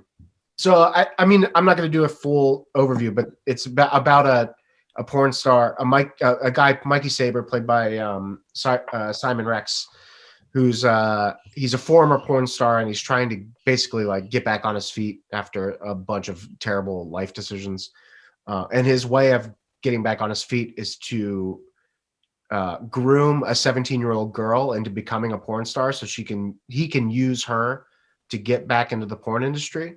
And it's about as awful as it sounds in that stretch of the film. I mean, all the scenes with the two of them together are, I mean, I don't know how to describe it other than just mortifying. Like I was like horrified by how he's trying to convince her to become a part of this world that has destroyed his life. Like it's destroyed his whole existence, and he's trying to take a 17-year-old girl and bring her into that. And no amount of like charm or humor or any of that can save him, which he has a lot of. And the first half of the movie kind of explores that a little bit more. Legitimately funny at times. His comeuppance at the end of the movie is legitimately funny. One of the funnier, I think probably the funniest moment of a movie I've seen this year. But this movie is, and I think that's the miracle of the movie, right? Like it's extremely funny and really like terrifying and mortifying at the same time. An extremely satisfying ending, and an extremely moving and thought-provoking final shot.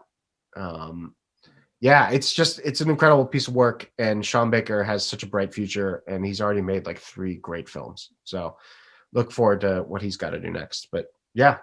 It's well said. Yeah, I mean, the word I would use is like, I like everything you said, but like repulsive, man. The guy Yeah. He's just so detestable. And I spent like the whole first hour being like, how can people be saying this is like a top 10 movie? Like, this is horrible, you know? And so, yeah, I mean, I just think it's worth saying it, Baker, this is a trilogy of films he does where it's like, it's marginalized sort of little scene characters on the fringes of society. He often uses non-professional actors, like some of these people in this movie, like Strawberry, the girl's character.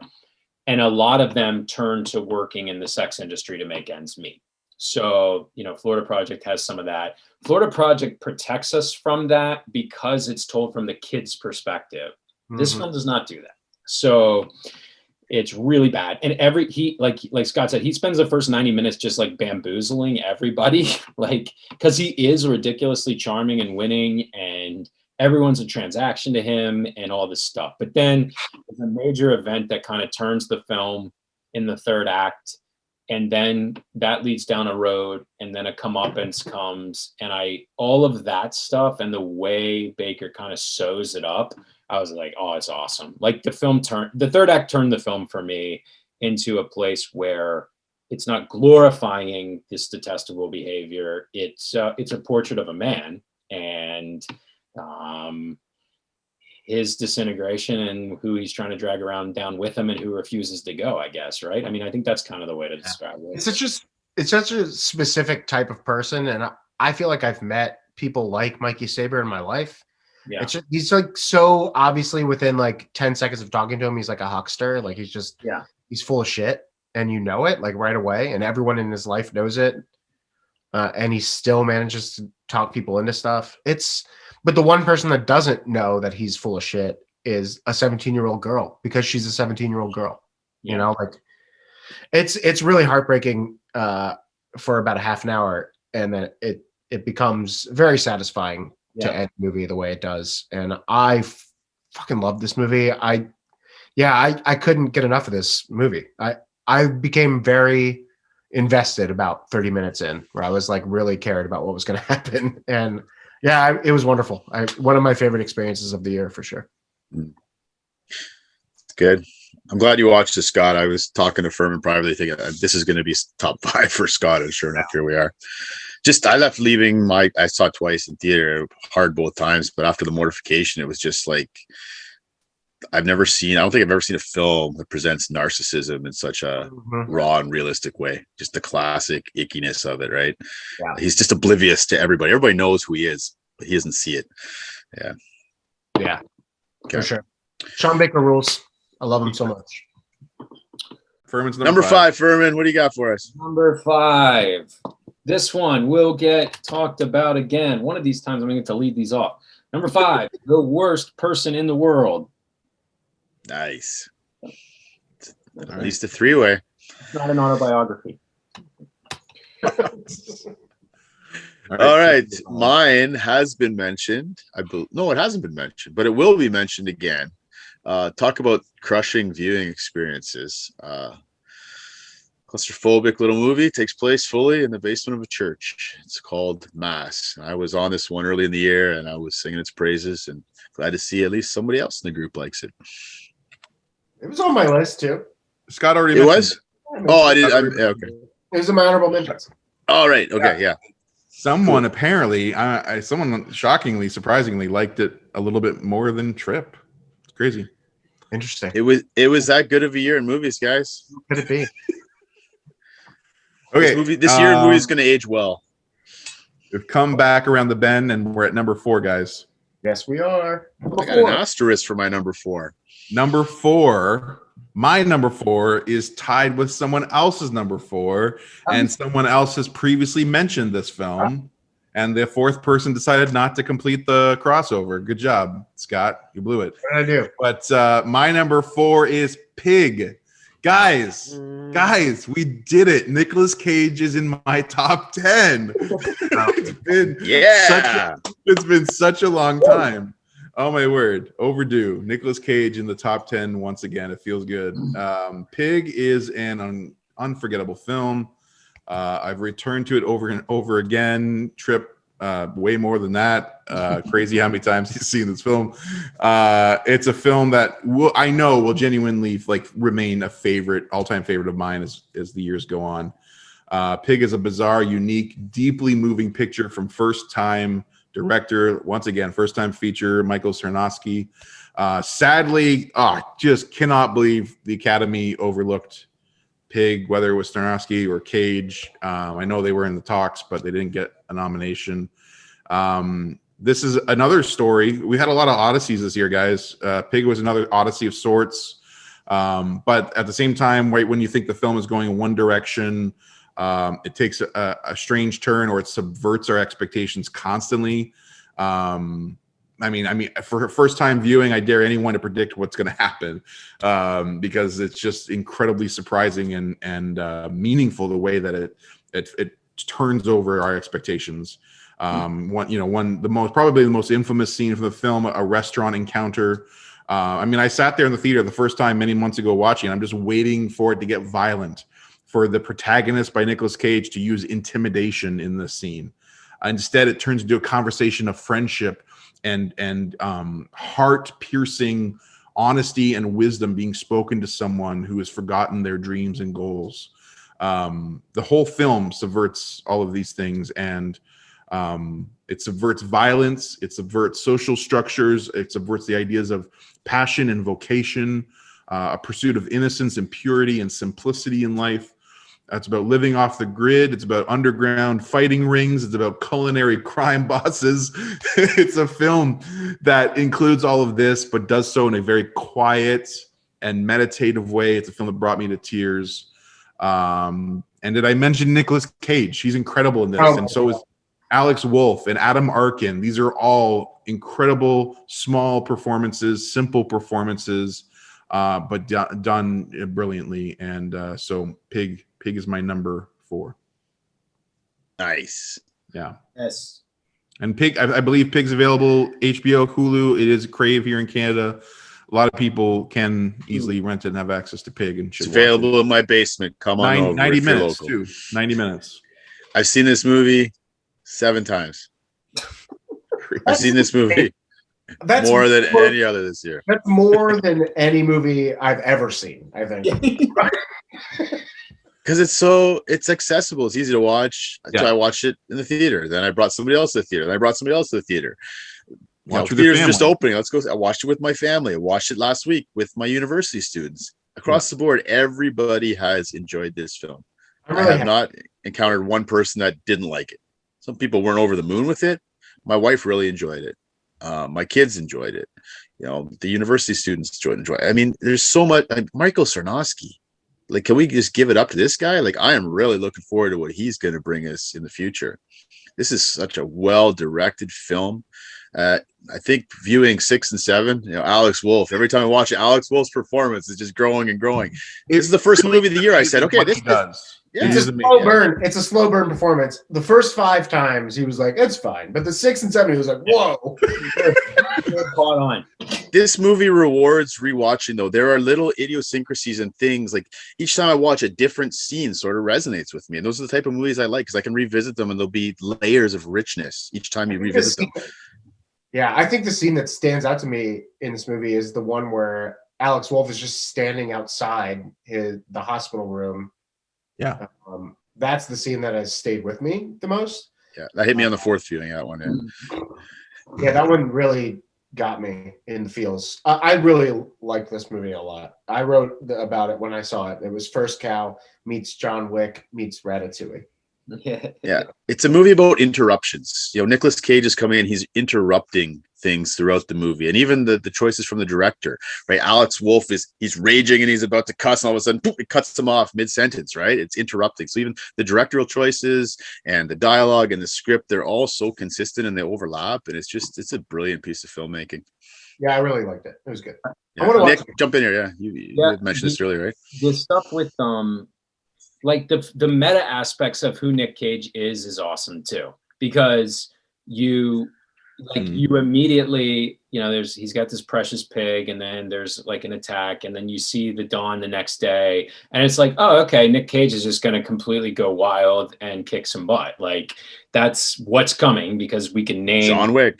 John Wick, or we can name 85 films in which he's over emoting and being crazy, and only Kleiner likes them. And anyway, no, I just kidding. So Wrath of Man. Yeah.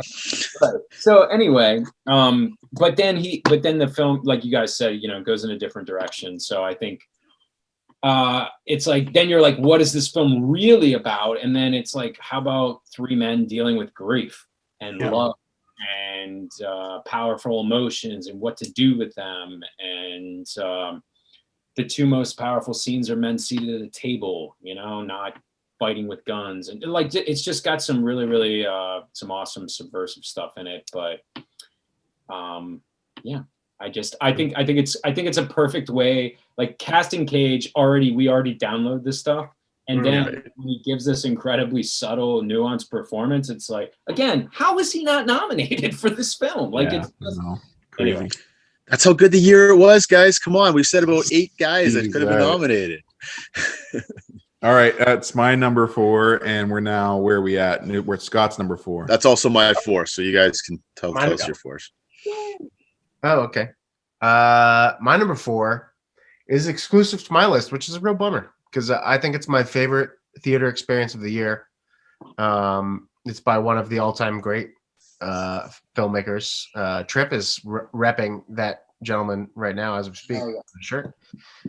Steven Spielberg's West Side Story. A film, by the way, that I think, angry when I found out it was being made. I was like, are we really doing this? Because the 1960 version is one of my favorite movies ever made. I'm a huge sucker for musical theater. I've always, I did musical theater. And I love the original. And I was like, why? This won Best Picture in why do we need to make this again? It makes no sense, other than as a attempt to make more money. And I find that deplorable. See Spider-Man, No Way Home. Or wait, which one is it? No Way Home, Far From Home, I can't. Which one is it? No Way Home. Carry on. You like old stories. We get it. Move on. Let's all go home. So I went into this movie with very low expectations. Honestly, expected to have probably like a good time and enjoy the songs, enjoying the filmmaking. And what I didn't expect is to leave the theater feeling like, oh, this needed to be made. This is essential. This is something that we absolutely needed. And I was thrilled by that. The songs are the songs. They're amazingly written. They're beautiful. Your mileage, I guess, can vary with the performances. I think they're all pretty good. Even the one that has been criticized, I think, is pretty good, at least singing wise. But I think the retelling of the actual story was absolutely and 100% necessary. I mean, you look at the 1960 version, and all the problems with that are, racist and cultural misappropriation and using white people to display Hispanic people. And then you make this film and you put Hispanic people in the roles. You display like a real city that's falling apart, real violence. And the movie to me became far more affecting than I thought that it was going to be walking in. The stakes just felt more real to me than the 1960 version. I felt the stakes more than I did in that version. And I won't go as far to say that this one is better than the 1960 version, but I think in a different way, it's just as essential. And it was an incredible theater experience. The dancing, the choreography, the music, the performances. Ariana DeBose is amazing. She's probably going to win Best Supporting Actress. Rachel Zegler and her first performance as Maria is just stunning. I thought Mike, I don't know how to say his name, Feist, as Riff is just unbelievably good. And then listen, Ansel Elgort has taken a lot of shit recently, a lot for good reason, because he seems to be not a good human being. But his performance to me is not as bad as some have said, and it's not bad enough to be distracting. I think he's certainly the weak link, but it's not enough to be distracting. I had such an incredible experience watching this movie. I walked out and I think I told you guys right away, I was like, that's the best thing I've seen this year by a lot. I just had such an amazing time at the movies. And that's what I go to the movies for. It was just like an incredible cinematic experience. I loved it, every second of it. Awesome. It's good, man. I'm excited to see it again. I'm excited to hopefully love it more. I had a rough theatrical experience seeing it, and I was really jazzed and anticipating being swept away, and I just didn't get there. And I'm stoked to watch it again, which from the day we're recording this, it'll be just a couple days. Yeah. This will be my wife's jam. I'm looking forward to watching it with her. I left watching. I'm like, why isn't this in my top? Like it should be.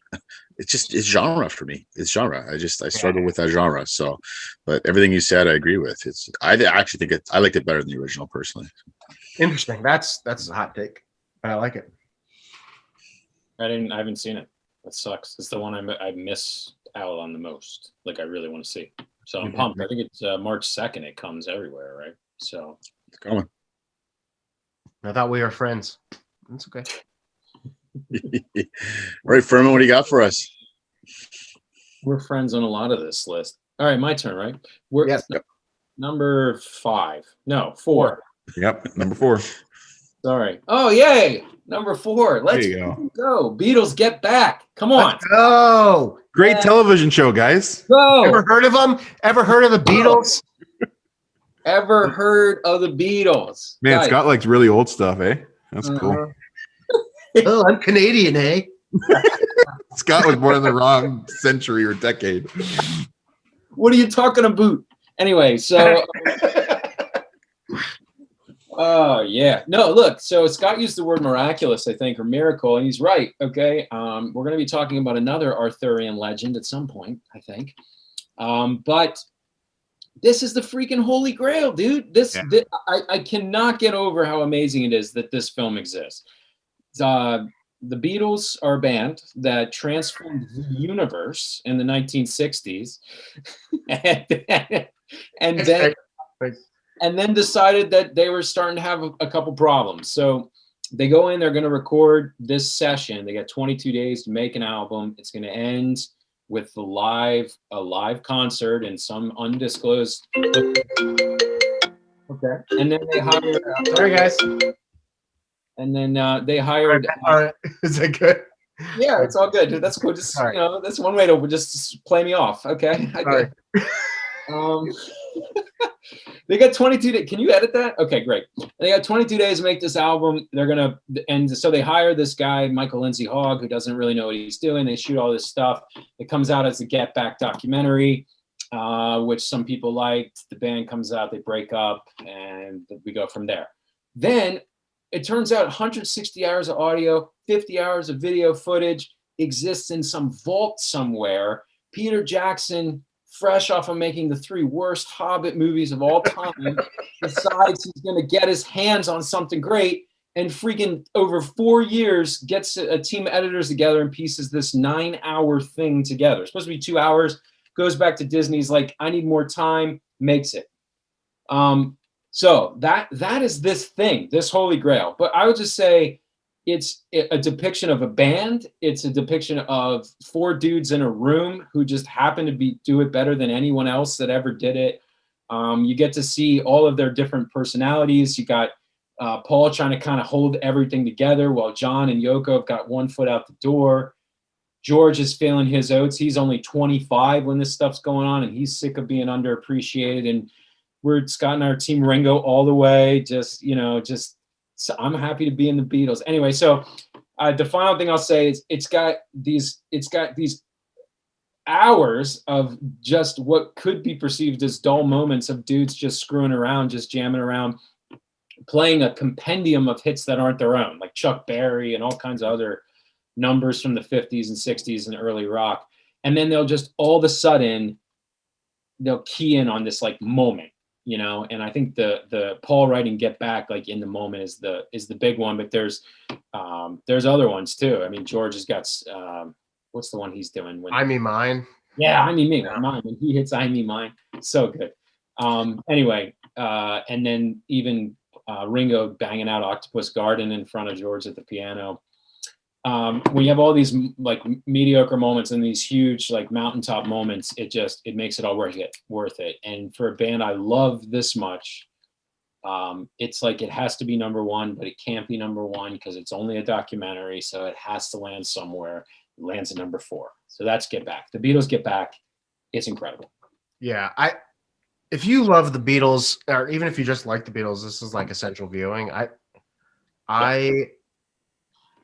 can't explain how much of a gift this felt like to me. Like I was just like, I can't believe that this exists. Like I can't believe that I get to know the Beatles this well.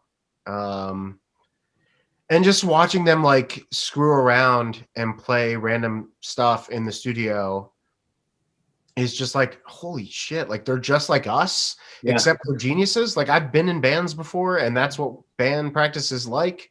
You're just messing around and everyone's there's always one guy that's like, come on guys, focus up. And that's Paul, and everyone else is kind of like out of control. But like listening to these guys, and then they're like, all right, let's get serious. And they record the best music that's ever been made, like ever. And I don't know. It's a gift, because the whole time they're writing 2 albums, and one of them is Abbey Road, which is one of, depending on how you feel, maybe one of the best 3 records ever made. And this is such a gift, and seeing some of the inner politics of the Beatles and about how they're about to break up, and seeing different people come in and trying to influence them. It's all seeing Yoko and it just gives you the complete picture of what the Beatles were. And I feel so lucky to see it, and I can't wait to watch it again. And I love the Beatles so much, and I can't believe they broke up when they did. They should have made like 10 more records, but that's yeah, there it is, man. That's okay. Prestige TV for the win. All right, sweet. There it is. So all our listeners, hey, we've got I know I'll love it when I get to it. But, no matter what your genre of music is, there's lots to consume this year, between that and Summer of Soul and Sisters with Transistors. Such a great year for music and film and documentaries. Summer of Soul is EDM. awesome. Summer of Soul. I All right. All right, Kliner's here to say, focus up, guys. He's We that are guy. back. Trip's done his number 4 with me. We're in the top 3 now, right? Oh, it's getting are real in now. the top 3. We are keeping this tight, guys. Okay, so my number 3. Here's the crazy cool thing. My number 3 is a masterpiece, but I've got to wait to talk about it. Oh, wow. My number 3 is a Danish masterpiece called The Worst Person in the World. Yeah, so we'll come back to that. So now we're gonna talk about Scott's number 3. We sure are. It's a sequel, which is surprising if you know me. I don't generally like sequels very much, but this one, MCU.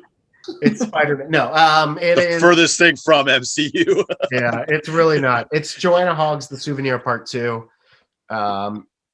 If you've watched our Oh, previous her mom's in the MCU. Oh, I get it. no.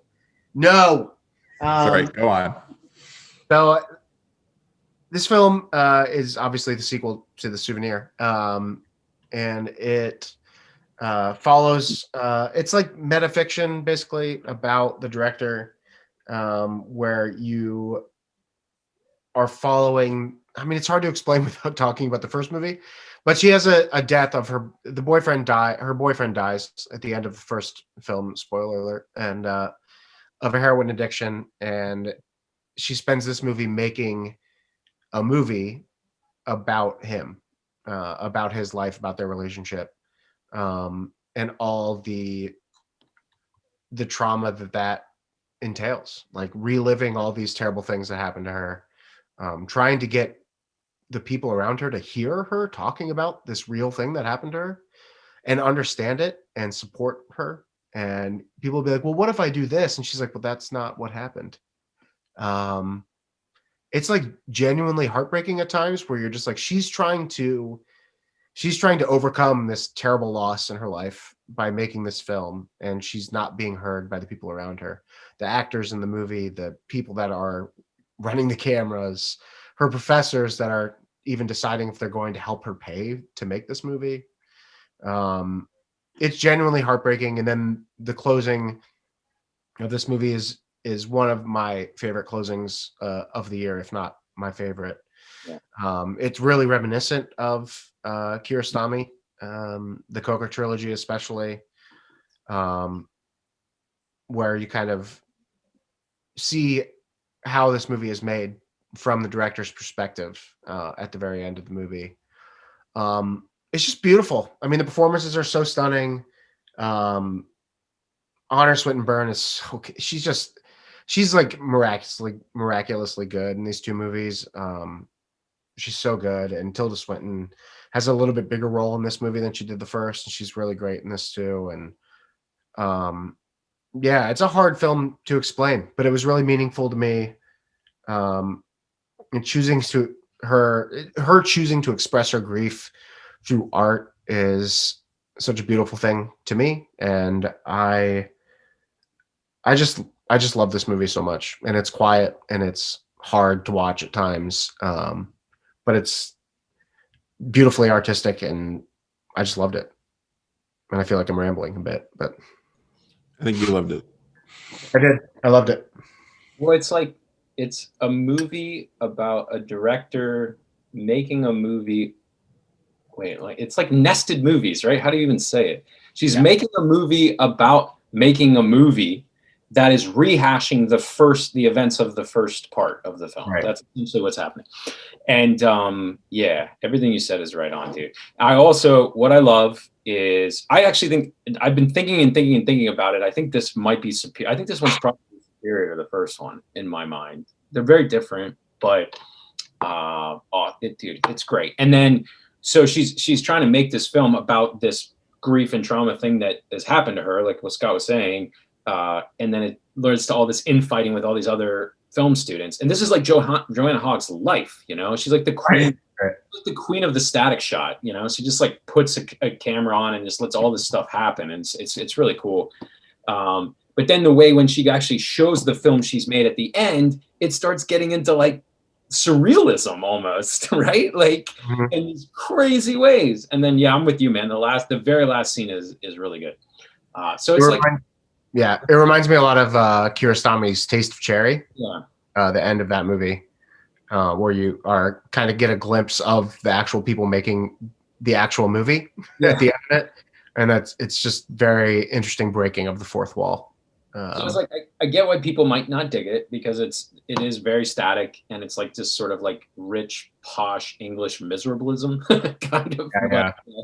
But it's also extremely artistic, and I found the meta stuff I found even more cool and engaging in this one and I really like the first one. So there you go. Yeah. Yeah, I should empathize with why I like Bergman Island because I saw a lot of crossover and similarities with whole art bleeding into real life. Yeah. Certainly some similarities. Just one was like entertaining and the other one wasn't. Exactly. I agree. No, 16 to 20 for me. It was good. One was artistic and nuanced, and the other was. Oh, sorry. I was like, I'm just kidding. I'm just playing. It wasn't. Okay, we are actually at Furman's number 3. Yeah. And he is tied with Tripp's number 3. Oh. And it's our first 4-way crossover. Woo! I knew it. Wow. I wrote it down. You did it. You got it. Yeah. So, Tripp, why don't you hit lead and go for it? All right, we're going to talk about the movie. If you're in an office pool, you want to go all in on this movie for Best Picture, Best Director, possibly even Best Actor, definitely Best Supporting Actor. There's 2 to choose from. It would be Cody Smith-McPhee. We're talking, of course, about, it's on Netflix. It's called The Power of the Dog by the great Jane Campion. I've been reading a lot about this is Jane Campion's best movie since The Piano or best movie since X. I'm just going to go on record and say I think this is Jane Campion's best movie, period. And I've seen most of her films. This is an exquisite film. Every shot in this film is carefully constructed and thought through. I know sometimes, Furman, we were talking a little bit, it takes it's a bit of an on-ramp to get going in this movie. It's a little slow at the start. But in retrospect, when you watch it or rewatch it, you just see how exquisite this is. The cinematography in this film is outstanding. I mean, it was filmed in New Zealand, but it's made to look like Montana. Campion's a master of both long shots and close-ups, and she does both so well in this film. So she zooms out, we see sort of the landscape of what's happening in the film, but then she zooms in to see the characters and the struggle they're going through. It really is a film about repression of emotions and the interplay and jealousy between 2 brothers, Benedict Cumberbatch and Jesse Plemons, are brothers, they're ranchers. Much like Pig, which is an anti sort of vengeance film, this is an anti-Western film, kind of a little bit in the ilk of like Unforgiven, although it's a slower burn. And I love those films. I love genre subversion films. And so I knew this was, Western, check, genre subverting, check, amazing method acting, check, Benedict Cumberbatch. He gets my vote for Best Actor for what he does in this role. Just incredible, outstanding. Kirsten Dunst finally getting her due as well. But this is all about Campion for me, and I think so much respect for her. She will more than likely win Best Director. It's a film that tugged at my heartstrings too emotionally. I left this movie first and second viewing processing a lot of things in the film, and I think it's a masterpiece. I think it's a film that, like everything, won't be for everyone. It'll be a little bit of a slow burn for some, but multiple viewings were very rewarding for this film. It's one my wife really enjoyed as well. We discussed it at length, and so there's those intangible benefits as well. It's The Power of the Dog. It's likely going to win Best Picture, and deservingly so. And I couldn't keep it out of my top 3. I gave it 5 stars. There's 3 films this year I gave 5 stars, and this is one of them. Nick, over to you, buddy. Yeah, I mean, you hit most of it for me. I don't really know what to say, man. It's like, give me a film with incredible cinematography. A score. His score is unreal. Yeah, I mentioned the score. Yeah, Greenwood. Yeah, great cinematography. Really, really good performances. And yeah, I found the first hour to be kind of slow. But this is one of 2 films I rewatched. I don't do a lot of rewatching.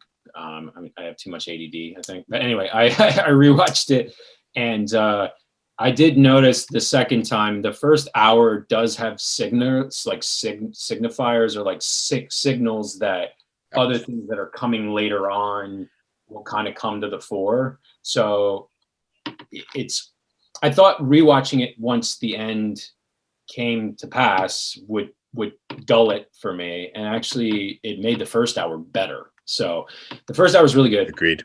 It's slow. The second hour is awesome, and the last 10 minutes are like all time awesome. And it's weird to have like an old sort of quasi-Western that has a reveal, but it does. And it's one of those kind of reveals that you're like, wait a minute, rewind 45 minutes. Like everything I thought was going on is not, and it's, it's, if it wins Best Picture, then I can get on board with that, because I think it's better than a lot of the other stuff. It totally rewards repeated watching, like in a way that a lot of other films, like I don't know, it's been a while since I've seen a film that you actually like, it rewards it, like you see how it's all carefully put together. It's an exciting film. I mean, I know a lot of people who have said it's really slow. I know people who they couldn't even get to the last 10 minutes because they thought this is too slow, I gotta turn it off. I was like, what? You didn't even get to the end? Like, it changes everything you've seen. But I also, like, I don't know, we're just weird guys, because but like, both the MCU effect, right? both times watching this, though, I was totally captivated. I was never once bored. I never really found, I never ever described it as a slow burn, although I understand that kind of. But like, for me, like, and you guys know this, and we'll chuckle, but like, for me, like, it was like, oh man, like I'm pretty sure Hitchcock never made a Western, but if he did, it would be this. Like this, I adore Hitchcock, and it has that mood and tone. And the last 10 minutes, like this is brilliant. And it's the best cinematography of the year, the best musical score of the year. Cody Schmidt needs the Oscar. Like, it's just terrific film, just incredible film. Yeah, it's neat seeing the influences. Yeah, the Psycho, you mentioned that movie as an influence. Beau Travail, I saw it. It was sort of the repressed homoeroticism. You see that under the surface in the film as well. And PTA's 2007 masterpiece, I saw sort of fingerprints of that as well. So yeah, I would argue it is flawed. I would never call it a masterpiece, but it is a truly great film that has some, sadly, I think, some flaws in the screenplay with some characters, but it is, yeah. Anyways, sorry, Scott. Tough crowd. It's a masterpiece, folks. Watch it. It's on Netflix. I agree that it's not a masterpiece, but I love this movie, and the last 10 minutes really does redefine what you have seen before it. So, yeah, I really liked it. And I enjoyed it on first viewing too. I didn't find it boring as well. Cool. Guys, we are Editing's going to be fun. Our number 2, top 2 films of 2021. We still are maintaining momentum and excitement. It's not an issue at all. My number 2 film of 2021 is a masterpiece, and it is a film that I don't even know if all of you guys have seen it. I know one person has. He had it on his list earlier, and it's The Humans. I've got three. There we go. 5-star masterpieces at the top of my list this year, and this is number 2. And here's the thing, Furman, you'll appreciate this. I mean, you give me a uniquely authentic family drama mixed with a haunting aesthetic, you got me. I'm sold, right? Like, what else? Haunting and family drama. What else those are my 2 favorite things. And the Humans is a story that is simultaneously endearing in its portrayal of a family's Thanksgiving dinner and terrifying with its compounding horrors of the unknown. And here's the thing. I knew very little about this film going in the first time. I didn't know it was a stage play. I didn't know Stephen Karam, with his directorial debut, again, first feature, adapted his own play. It says that in the opening credits, but I didn't know that walking in. But by that point, with even just the opening credits, it just immediately sets a very specific tone and mood with the sights and sounds. And I really, really love films that take that opening few minutes seriously, especially with the opening credits. I really adore that. When they deliver on the emotional, ethereal promises that they set up with the opening score and the opening credits. And The Humans does this in spades. In one moment, it enraptures us with familial warmth and authenticity, and the next moment, it startles us and scares us with existential dread. There's entertaining small talk and whispered chatter in other rooms like you would have at a family Thanksgiving dinner, but then it's interrupted by passive-aggressive behavior and moments of embarrassment or shame. And the tension here, just like at any family holiday meal, the tension here is born of the silence of what refuses to be said.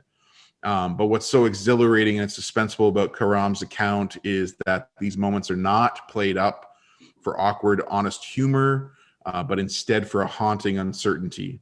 There are strange sounds all around throughout this whole film, and we're never quite sure what's going on above or below or behind the door, and we're never permitted to get comfortable in this dilapidated apartment that's slowly over the course of the film losing more and more light. And I just never expected to be on the edge of my seat this whole time for this award-worthy family drama. And I was very fortunate to see this film that I believe is available on Showtime in the States. I'm not sure where it's available here in Canada. Streaming, available to rent, I know. I was fortunate to be alone in a theater watching this because it wasn't popular enough to have a large crowd. That, yeah. But it actually made it all the more effective being alone with this haunting score and the bass kicking in. Really, just I will never forget that experience. An incredible film, and it's called The Humans. The whole cast, just Oscar-worthy performances across the board. But I also know that Jason loved it too. So. I did, and it just slipped out of the top 10. But most years it would have been in the top 10. In particular, Jane Howdyshell, who plays the mother in the family, who also played that same role in the stage play. I thought she was outstanding. Richard Jenkins is phenomenal. I just love how Stephen Karam it's such a smooth transition from play to screenplay. Just the sense of location, this claustrophobia. You're at the table with him, and all of a sudden you're seeing something on the wall. You're seeing lighting in this area. Just the small, subtle choices that are made by the director in this film. The score as well. I think you said it almost feels like it's horrific and daunting in a sense. But yet there's such tender and lighthearted moments, and it all fits together. It all works together quite well. Did you guys see this one? Furman, you saw this, right? Yeah, I saw it. Yeah. I think Scott would like it too. Yeah. It's just I'll watch it too. Yeah. Sure. A24 is just killing it these days. Yeah. What did you give it, Furman? How many? I don't remember your review. Or I don't know. I don't think I reviewed it. Probably 3.5 or 4. I would be really interested to see the actual stage play because I was listening to someone talk about it, and the way it's shot on stage apparently is like 2 actual floors. Yeah. So because the house sort of starts coming alive almost, not really, but the house is a character, right? Yeah, it's a character in the film. So awesome performances. I really liked it. It would be, whatever, 16 to 20 or whatever. It just, there's nothing. Amy Schumer didn't get her Oscar nomination, but she gets to host the Oscars. So that's right. I don't know how that works. And she's quite good in it, by the way. She's amazing. Surprisingly good. Yeah. I wasn't surprised. She's amazing. Yeah. As darkness is falling upon that film, looks a little darker in your room there too, Kline. We've been at this for over 3 hours. Try to keep the light going here. Yeah, nice. All right, Scott's number 2. Film. All right, mine has been mentioned by everyone, right? So far, I think so. This is our other crossover. This is one of the ones I would have guessed that was a 4-way crossover. I was wrong about the other one, but this is The Worst Person in the World. Joachim Trier's. I think there are 2 5-star films this year, and this is one of them for me. I don't know. As someone that has been kind of like aimless and directionless in my 30s, this movie spoke to me in a way that I think no film did this year. I think that feeling you have in your late 20s, early 30s of like feeling like you need to have it figured out. And not just in your professional career, but in your personal life, in your friendships, in your family, and in your own internal battle with yourself. You just have to have everything figured out. That pressure is so real, and I don't know if I've ever watched a film that portrays how I've actually felt in my 30s. as well as this movie does, in so many different aspects. I mean, it opens with her arguing with her boyfriend about whether they want kids. I mean, that's not the very beginning, but it's fairly early on in the film.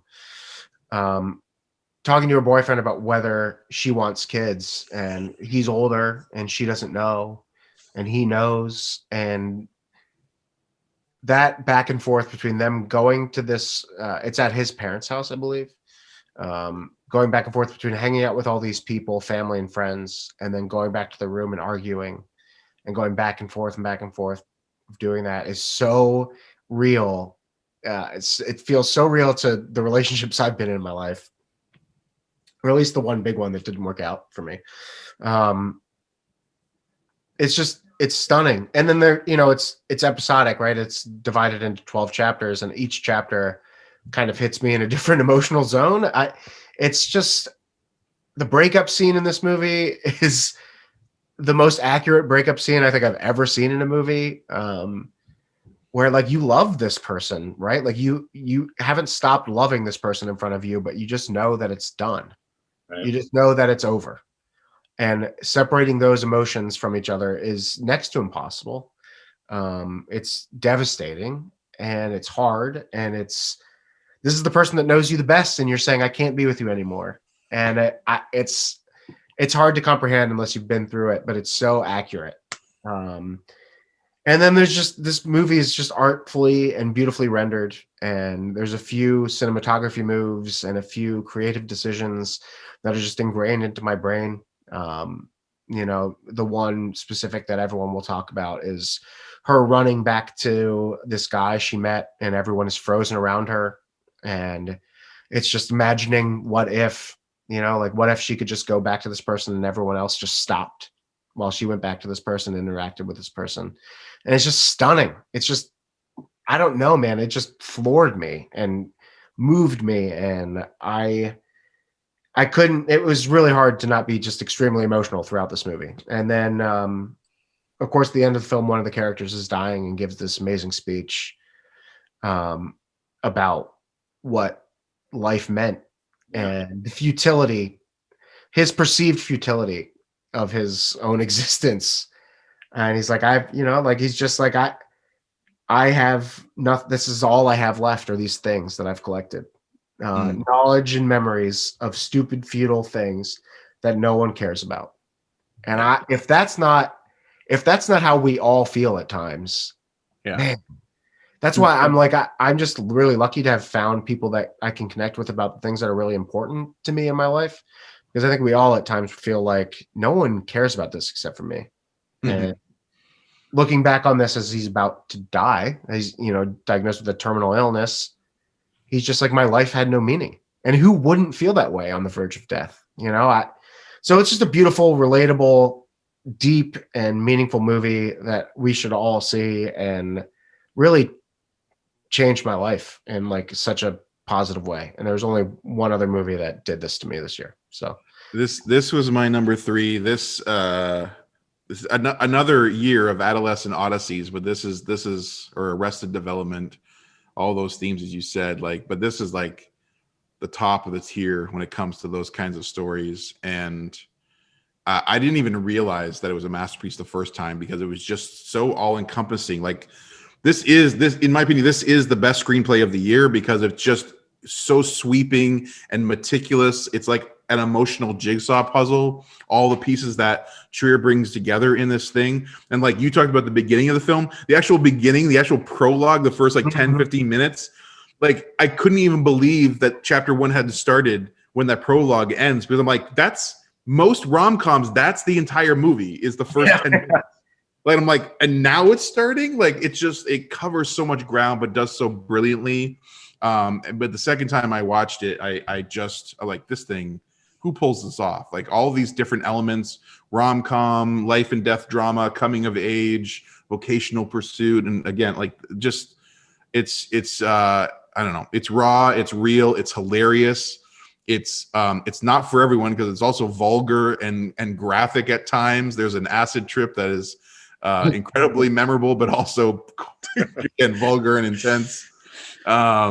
but it definitely makes you examine your own life and relationships and where you are. And I'm just grateful for this film. It's really good. It's so good. Yeah. Nick, Trip, anyone? Furman, jump in. No, I mean, you guys mostly said it. The extended dream sequence is unreal, and then the first time she meets it, like you guys said, like all the romantic trapping, it's basically a meet cute, but it's like so good. And one of my things, like I don't know if it's a criticism, but like the scene where because the guy she falls for writes, he writes like what's the word, like almost, yeah, what's that? Like comic books, like vulgar comic books. Like vulgar comics. And so, there's this extended, like, it's actually really short discussion about, censorship and art and honesty and portrayals and stereotypes. And I'm like, oh my God, I could watch like I could watch this movie right now, So yeah, it's got a little something for everybody. And it's really cool. The stuff with her dad, we didn't even talk about. Yeah. Like that stuff is so real and affecting too, man. Sorry. Go ahead, Trip. They can make a crazy. I was thinking that too. They can make an expanded mini-series out of each of the 12 episodes, and I'd be all in. We'd all be there for that, right? Renate Reinsva, her in particular, arguably my favorite performance of anyone all year. Just blew me away out of the blue. Anders Who is this? Anders Danielson Lee. He's in this. He's in Bergman. He's a doctor. This is just his side gig, right? Just incredible. Yeah.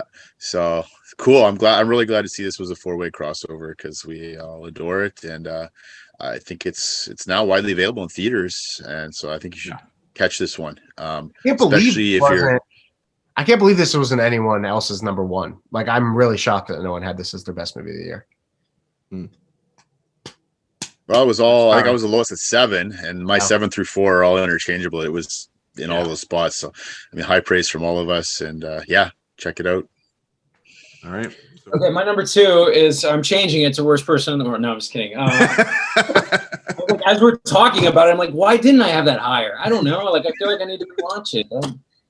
My number 2 is Mass, which I thought was good, but apparently isn't that good. I don't know. Like, nobody likes it. No, it's good. On my list. Yeah, it's 3-way crossover. 94. I let it fall. 16 to 20, guys. 16 to 20. Number 98 for Scott. Okay. 13. Okay. This movie's great. And it's hardly a movie. It's almost like a stage play filmed. It starts out. Let me just walk you through it real quick because I think the setup is important. You get these people show up at a rural church, and they're walking in, and everybody's kind of bumbling over the dialogue and trying to figure out what they're talking about and all this sort of stuff, setting up the room, and should we have this there, or should we have treats here, and all this. Turns out these 2 families are coming in, and all of the uncomfortableness is setting you up for the fact that something very hard is about to happen. And it's 2 families that are going to meet and talk, and that have experienced a tragedy that has intertwined their lives, right? So, and then that's the movie. That's what happens, is that these 4 actors who are all incredible, giving incredible performances, just talk out this tragedy, and you hit it from every angle and every nuance, and every character gets their chance to shine and say something with profundity, and then has their breaking moments. And you have, sort of like the headstrong dad, but then you have the other husband who is really almost detaching himself from the pain and the trauma. So it's just all about forgiveness and redemption and trauma and pain, and how we seek to interact and find a shared humanity in the midst of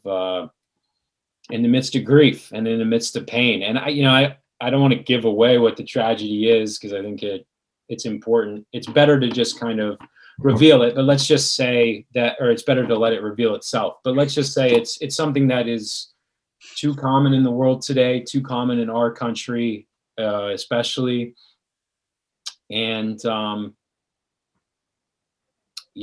it's really moving. I don't usually cry in films. I wish I did more, because that's a cool point when other people say it. But there are several parts in this film that I genuinely was moved to tears, and it genuinely affected me in a hard way. And the last thing I'll say, because I know we all got stuff to say, but this movie does not sidestep political and social implications of what's occurred, but it also doesn't allow them to be foregrounded so much that they silence the human dynamics at the middle of it. So that to me is one of the great achievements of the screenplay, which I think the screenplay is incredible. And I know Jason shares that conviction with me. Scott a little less. Absolutely. So. But yeah, so I know I'm kind of speaking in circles. If you see it and then watch this video, I think you guys would understand what we're saying. It's like there's something it's happening too much and needs addressed in the world, and it has social and political implications. But rather than just grandstanding about it, the human drama is what really stands in the foreground of the film. So loved it. That's why it's my number 2.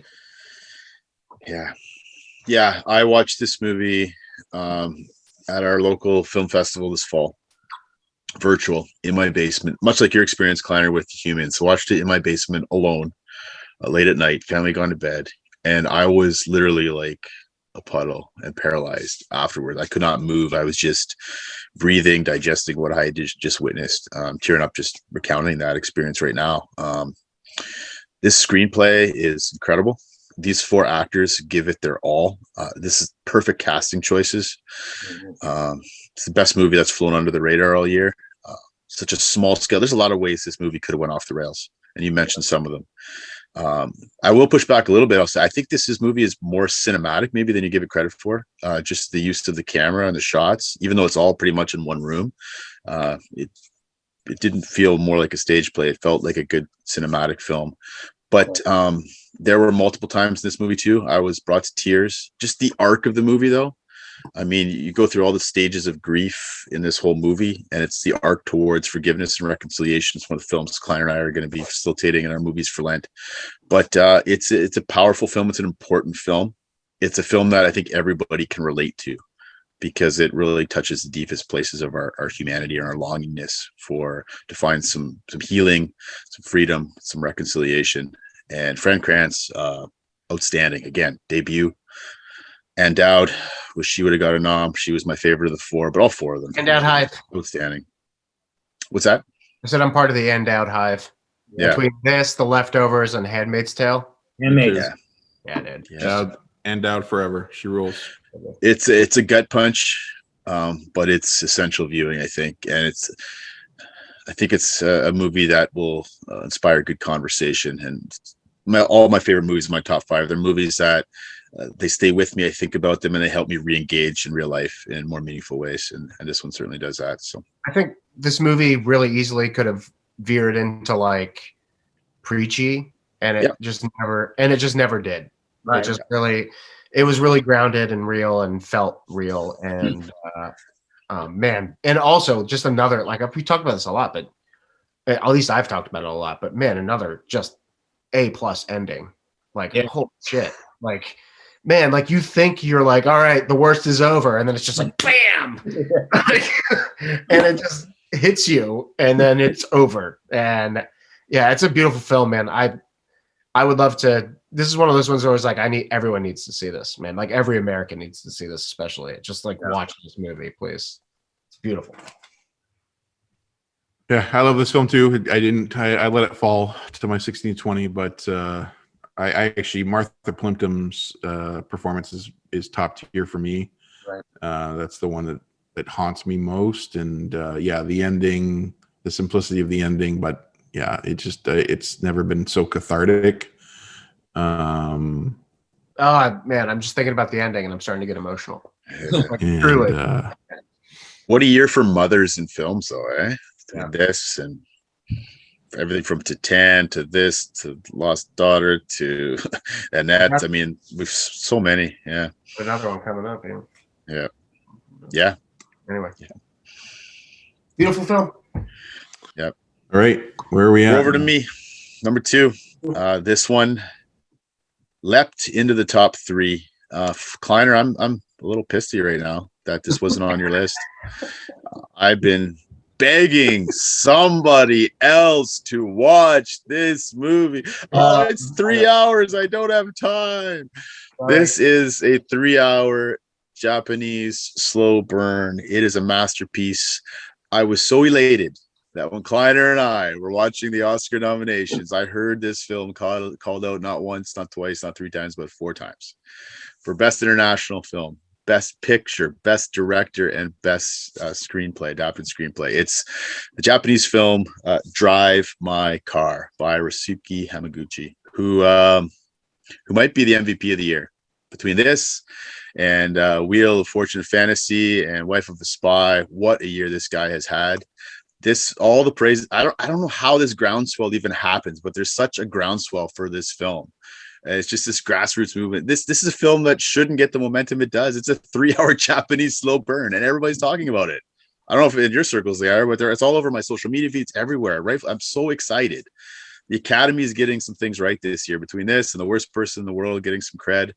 This movie's amazing. I don't want to spoil a lot of this film. It's best to go into. Would you agree, Kleiner? It's best to go into this film cold. Kleiner, you said, I was chuckling earlier. We talked about the opening credits. We don't get to the opening credits for 40 minutes in this film. There's 40 minutes, and then you see the opening credits. I tried to not know as much as possible, and I was so close to seeing it in theater last week. But I had been told this months ago, or I'd read this, and then I'd forgotten. So watching it the other day, like, it still caught me off guard, and I just like burst out laughing. Just like 40 minutes in, suddenly the credits start rolling. You're like, we just watched a whole movie, like a whole lifetime just occurred in the first 40 minutes, and now the credits are rolling. Like, what is going on? Like, anyways, it's brilliant. There's so much packed into it, and it never feels slow. The pacing never felt off for me. And that 40-minute backstory that sets up the entire 2 hours and 20 minutes is so critically important. I was invested on this ride, and like half the film is inside this red Saab car, and it becomes a character in the film. And the location is so important. There's so much metaphorical layers in this film as well. Much of the film takes place in for you Americans, Hiroshima or Hiroshima for us here in Canada. And that's so important because the movie is really about the fallout from devastating events in our lives. And that transcends culture, that transcends language. There's 4 languages interspersed in this film. There's Japanese, there's English, there's Mandarin Chinese, and there's some beautiful scenes with the Korean Sign Language. And having lived in Korea for a couple of years, that really hit me because I witnessed it, interacted with people in Korean Sign Language as I lived there. And each of the main characters, it's about characters trying to move forward after grief and loss and fallout from events in their lives. And there's so much I want to say about it, but I don't want to spoil it right now. But I think it's a masterpiece, and I really hope Nick and Scott, you guys get to see this film. And I really hope the fact that it's getting some nominations will get a lot of people out to see this film. These are not the types of films that normally get the buzz that it does, but this is an incredible film, an emotive film. The second viewing of this film boosted it above Power of the Dog for me to my number 2. It's a film I will not hesitate to rewatch, even though it's 3 hours. I will revisit this film. It's a film I would have loved it to have been 6 hours. I want this film to be on when I come home every day and just to jump in this story, jump in the car and drive with these characters, because it dovetails with so much of what it means to be human. That was my only criticism of it, is that I think it would be a better film if it was 6 hours. I mean, I think it's a great film at 3 hours, but it would have been a masterpiece in my mind at 6 hours. If, swap this for Get Back, Prestige TV and that kind of thing. But careful. I am eager to hear Furman and Scott, like, when they get to it, what they think of it. It'll be interesting, but yeah, it is a great film. Yeah. Okay. Are we back to me now? Yeah, number 1. We're at the top of the mountain. Number 1. Top of the mountain. Da, da, da, da. What is it? We're keeping my family captive in their bedrooms, and they're getting angry at me. I'm getting angry text messages. So let's give this top of the mountain a good solid 10 minutes. This always happens. I'm getting okay. Can I have 9 minutes for mine? Top of the mountain, guys. Here we are. Number 1, the best film of 2021. What can I say to introduce it? I would say this, that when I shared Tripp's excitement watching the Oscar nominations, and The Worst Person in the World was getting the recognition it deserved, and Drive My Car was getting the recognition it deserved, when this film appeared as many times as it did, it was right. The Oscars got it right, because Flea is the best film of 2020. Wow.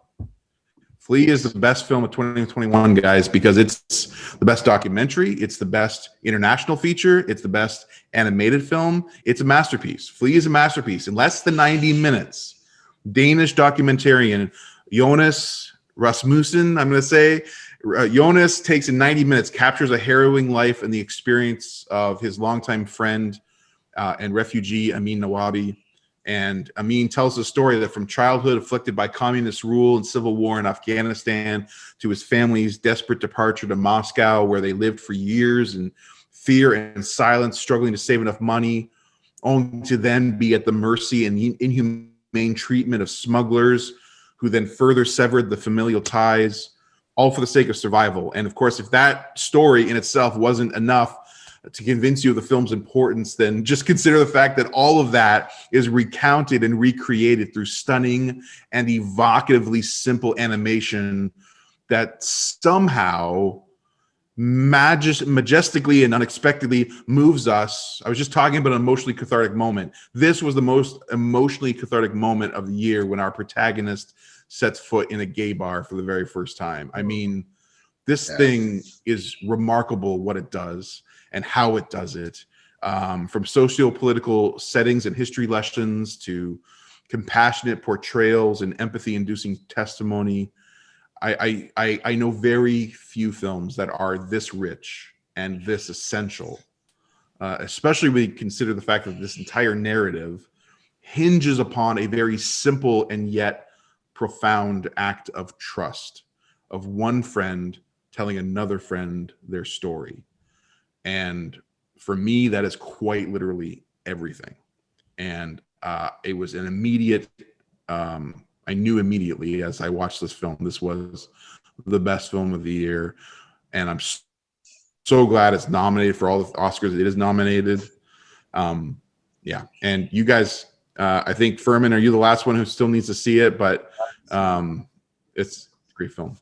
It is funny. Kline and I, we were just talking, I think, privately, and I was like, "Oh man, Flea's on the cusp. I might put it in and bump the Humans out." And I was like torn because I wanted Flea to get mentioned. Little did I know it's your number one. Yeah, it's an exquisite. And you were like kind of bashing it too. You're like, "Oh, it's Danish, right?" Like I was singing Riz Ahmed's praises. You sly dog. I was keeping my cards close to my chest, but and that's the thing I want to say about it too. I wish I had the opportunity to see this on the big screen.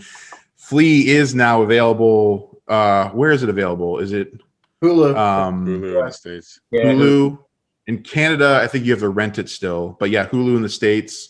I wish I had the chance to see, because again, the animation is still sweeping and creative. But I would argue that like there's like 4 different languages in this film. Like I know that there's English dubbing, and maybe he did a great job. What's his name? Who is a producer? But like, just listen to it. Just experience the film with the Danish language and the other languages, the Russian and the the Farsi, and there's a whole. It's just beautifully global, and I mean, it tells a story in itself to hear the languages and in the way that they overlap and interchange. And yeah, Flea is incredible. It's just unlike anything else I've ever seen. So I loved it. Also, 16 to 20 for me. Yeah, same here. Yeah, I'm really looking forward to sharing this with my kids. Kleiner, I was thinking of reaching out to you if you hadn't seen it. This is like IET viewing watch party material. Yeah, intercultural engagement team that we sit on. Yeah, I shared it with my family too. Got the family to sit down, and yeah, so grateful to share it with them too. It's great. I'm so glad this film was mentioned. Awesome. Good. I'm glad I surprised you. I was working hard to surprise you. No surprise from Scott coming. Come on, Scott. Come on. Give us your number one. I can't believe that I am the only person to have this. Scott has a soul. You guys, I'm normally the one that's accused of being dead inside, and now it turns out that all of you are dead inside. This is Scott's therapy session right now. Go for it. It really is. Let's get ready. Well, my number one movie is Mike Mills. Come on, come on. Starring Joaquin Phoenix, amongst others. Scoot McNairy, my boy, Scoot McNairy. Woody Norman is the child in the movie, and then Gabby Hoffman's incredible in this movie also. So what to say about this movie? It's about a documentary filmmaker who is like interviewing kids. He's traveling around the country and interviewing kids, and he is the uncle to this incredible kid. How old would you say he is? I don't understand children's ages. 27. Like 8, but 8 or 9. Jack's like he's 30. And his mom, this child's mom, is her ex-husband, I believe, has some mental health issues, and so she needs help with watching her son. And so Joaquin Phoenix plays his uncle, who comes to watch him, takes him with him while he's working, interviewing other kids. And holy shit, man! Like I don't know if I've ever seen a movie that explores memory and childhood trauma and what happens to children as they're experiencing real life in a way that is so moving. As someone that grew up in a house that really wasn't allowed to express my real emotions at times, not in a mean way, just in a that's the way it was kind of way.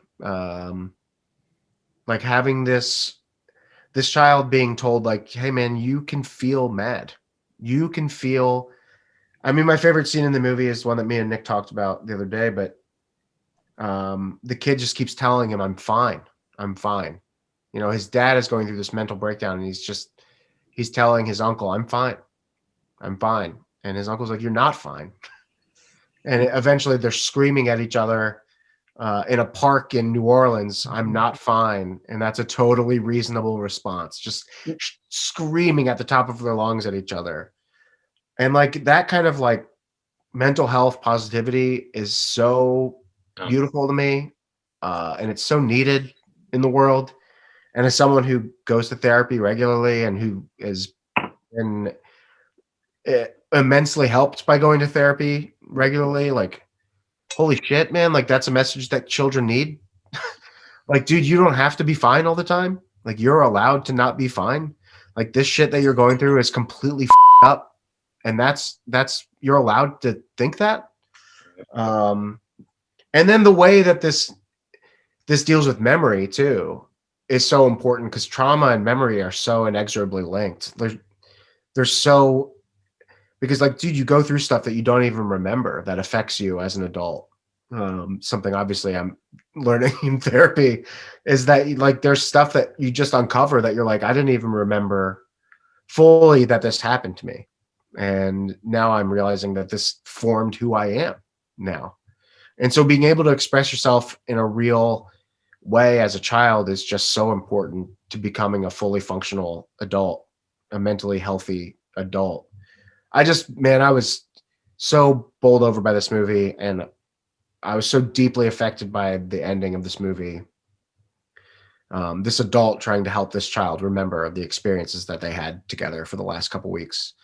Man, it was a beautiful movie, and I'm pissed that you guys don't have it on your list. Really pissed. I just thought it was like a perfect film. And I said that I told Kleiner I didn't have any 5-star movies this year. I lied because I didn't want to ruin that my number one would be this movie, but this is my only 5-star movie of the year. It's perfect. I think it's perfect. My heart is warmed for you, and I think this film is obviously perfectly fulfills its mission and purpose to touch your heart in this way, and it's a beautiful film. It is the best black and white cinematography of the year. But I'm just happy for you, man. Like I look forward to seeing it again. I know Furman wants to see it again, but yeah, it's a good film. What? Come on. Yeah. I was weeping during, like, not kidding, weeping during the scene where his uncle's telling him like, dude, you're not okay. Yeah, and that's fine. Like, you're not okay.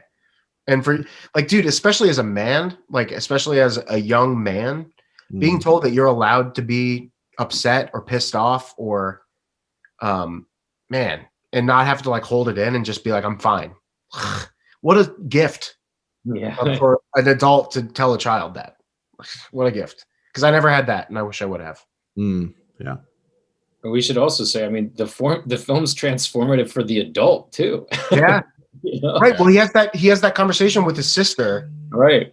where he's like, here's all the stuff that I've been through in the last few years. Right. And I'm really sorry that this happened. Right. And I'm really sorry about the way that I, behaved during this time. And she's like, and he's like, this shit really me up. Like, it really hurt me. And she's like, this is the first time I've ever heard you talk about that. Right. And it's because of this experience he had with his nephew. And it's beautiful, man. I just love this movie so much. Right. The implication being like, just talk about it with me. I'm here. I'm your sister. Yeah. You know? Yeah, no, it's good. I'm going to rewatch it because everything you're saying is ringing true with me. And yet I landed in a different place completely. So I don't know. I'm going to rewatch it before the Oscars. So not that the Oscars matter, but I think it was one of those experiences for me. I was probably just too tired, and maybe I was just so hyped for this. It was one of my top 5 anticipated of the year, right? And just not be in the right headspace for it to land. But hearing your experiences, Scott, kind of warms my heart as well. That's the beauty of this, right? Like my number one, I had a similar experience to yours, and maybe we didn't have the personal same experience, but this year there were movies for each of us that touched us in deep ways, and that's the hope for all of our audience, that whatever films you explore, some of them will resonate and help you process life. Yes. here. Wait, aren't you guys Furman, sharing your number one? Huh? Aren't you guys sharing your number one? No. No. Kind of confused me with that on the thing, but I got it. You meant that like someone else has my number one. It wasn't fully unique to my list. Oh, got it. Anyway, my number one is David Lowery's The Green Knight. Hey, I own that film. Dude, this is my only 5-star film of the year. But it's 75% about the film itself and 25% about me after the film, which is not shocking since you guys know me pretty well. The film opens with this incredible shot of this crown coming down on Dev Patel's head and these old English reading about a poem. And they're like, basically the poem sort of whittles down to, this is like an Arthurian legend, but this ain't Arthur. And that to me is the key to this film. It's in the Arthurian world, but it is so different than everything else that Arthur is like. So I just like rewatched the first 20 minutes and I'm like, oh my God, the cinematography is incredible. The score is incredible. The score has all this blends of like 13th century instruments with these weird sounds, and then these sort of not Gregorian chants, but these church hymn-like chants and all this sort of stuff. It's going in and out. Dev Patel as the Green Knight is incredible. I think he should have been nominated personally. I think it's one of the best performances. Vikander is great as well. Sean Harris is an older, wizened Arthur who's just shaking the crap out from that stupid Spencer film he was in. And that's for you, Kline. And it's a journey, man. Like he changes. So it started as a 14th century poem. He changes some of the stories along and episodes along the way, but it's a journey about a guy who doesn't have a legend to tell when Arthur asks him to tell his story, and then meets this tree-like dude called the Green Knight in some of the best sound design I've ever seen. And then it launches him into this year-long coming-of-age sort of journey that ends with him re-encountering the knight in his own castle. So I would just say I watched this movie and it was incredibly powerful to me. I love Arthurian legends. I love the all the things I just said.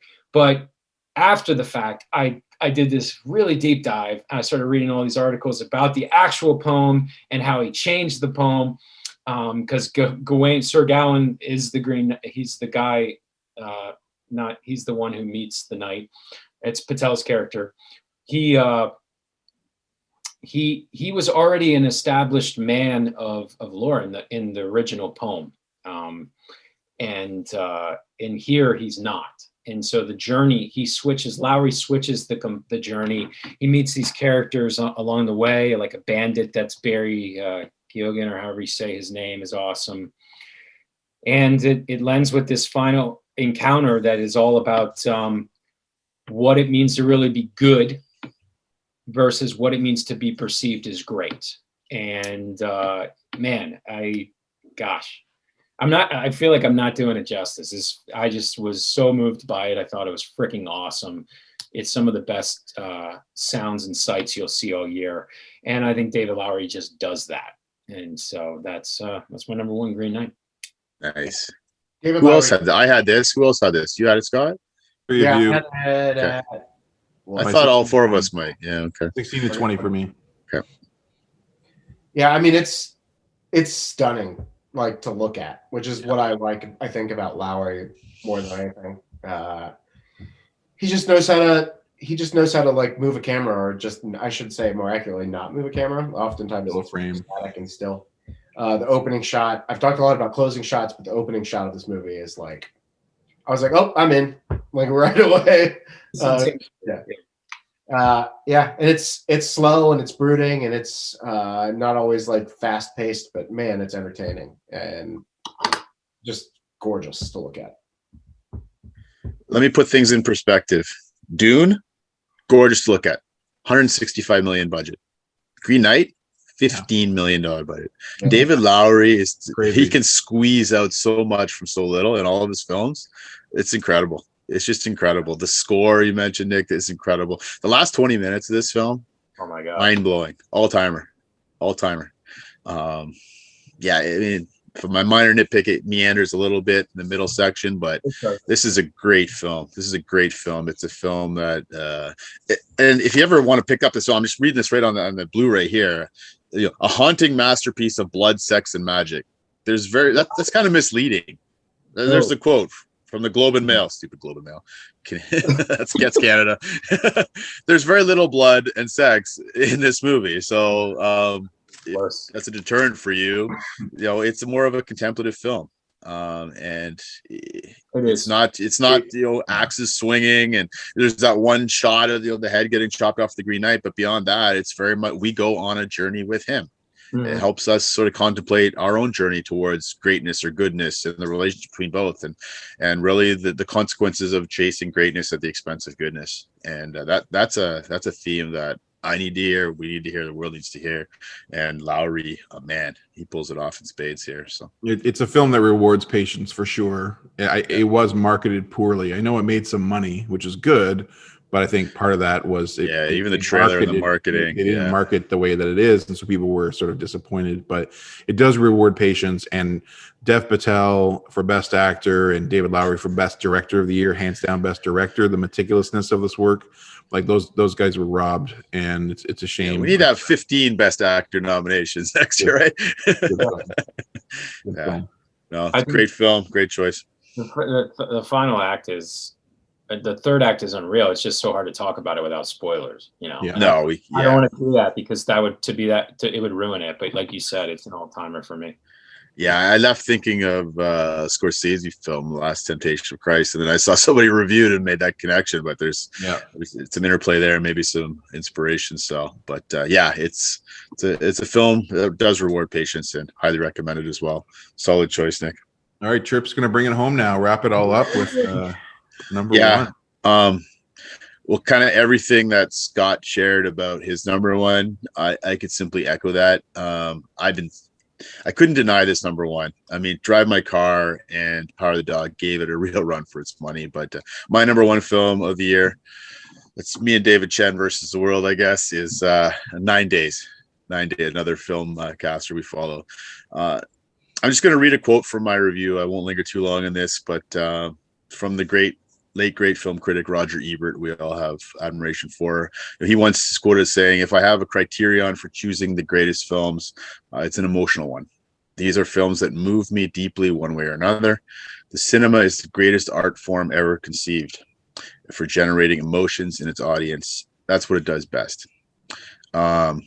this experience I had watching and rewatching this film, I can count on one hand how many emotional experiences I've had that equal this. And then I read later it's inspired by Terrence Malick's The Tree of Life. Oh, that's why, because that's one of my all-time favorite movies. Debut film by Edson Oda. The plot is pretty simple. It's not a complex film on the surface. It's pretty simple. It's been compared to maybe the animated film Soul. It basically takes place in not purgatory but purgatory, and a man by the name of Will is tasked with the job of picking potential candidates to live life as a human soul. And so people start showing up, knocking at his door. He interviews them. He's got a room filled with television screens, and we see early on that these screens are people living in real life, in real time, that he has handpicked and selected previously. And I won't spoil it, but there's an emotional moment that happens early on in the film that sort of is one domino that causes a number of other dominoes to fall, and these people start showing up as potential candidates. If you're trying to make sense of all the intricacies of the film, it can be challenging. I know Furman and I, we've hashed this out, but it's really a film that talks about and explores at a deeply emotional and human level, that explores the trauma of life and the scars that we carry and how that leads to the choices that we make. You find out throughout the movie, it's not really about the candidates as much as it's about the person doing the interviewing, and how his previously lived life and the choices that he's made has influenced how he is living and making choices, and how he needs to find some healing in community. And much like you said, Nick, the final scene in this film is an all-timer for me. The last 5 minutes reduced me to a puddle. But I was weeping within 60 seconds of sitting down. I don't know why. I'm still trying to figure out why. That's next therapy sessions for me. But this movie moved me at a deeply emotional level. It may not work for everyone, but I would encourage you to check it out. It's called 9 Days. It's a sort of a contemplative film. It's not a long or boring film per se. It's a film that I will continue to revisit, and it will enrich my life, and it will help me watching it during COVID, right? I think all of us, hopefully we're not taking for granted the small, simple experiences of life. There's some poignant moments where people are experiencing the small, simple experiences that maybe I have taken for granted, and hopefully I won't coming out of this pandemic.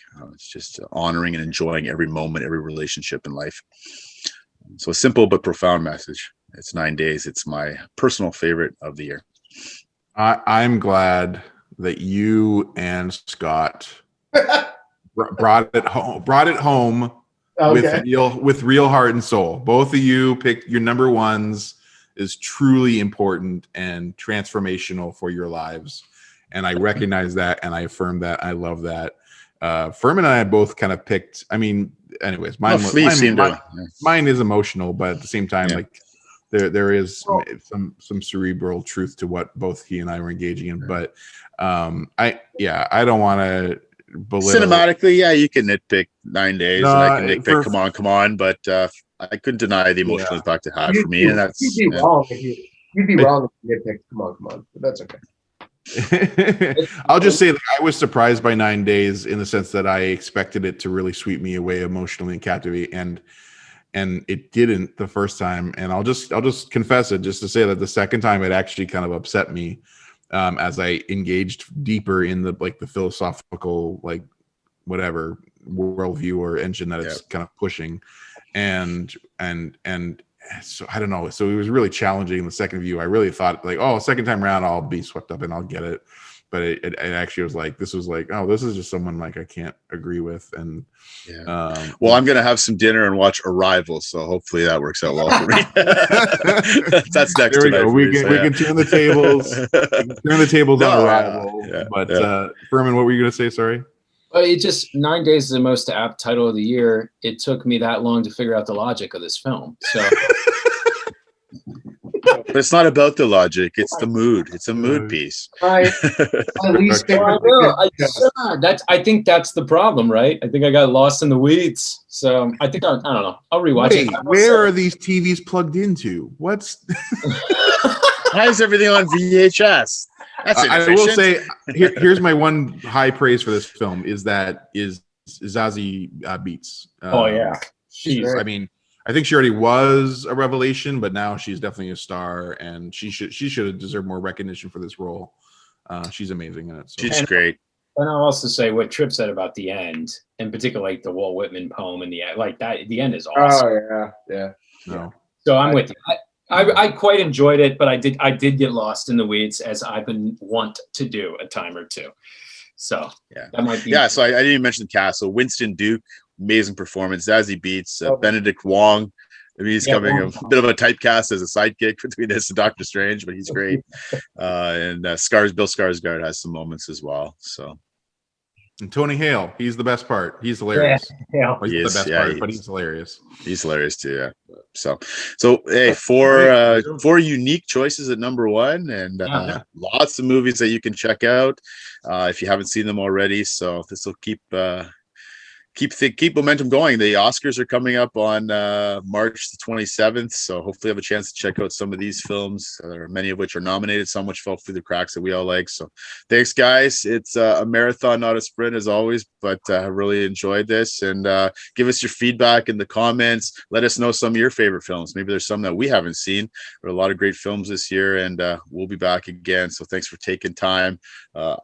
3-4 hours, however long this is after editing, to be with us today. So enjoy your movie viewing experience for the rest of the season.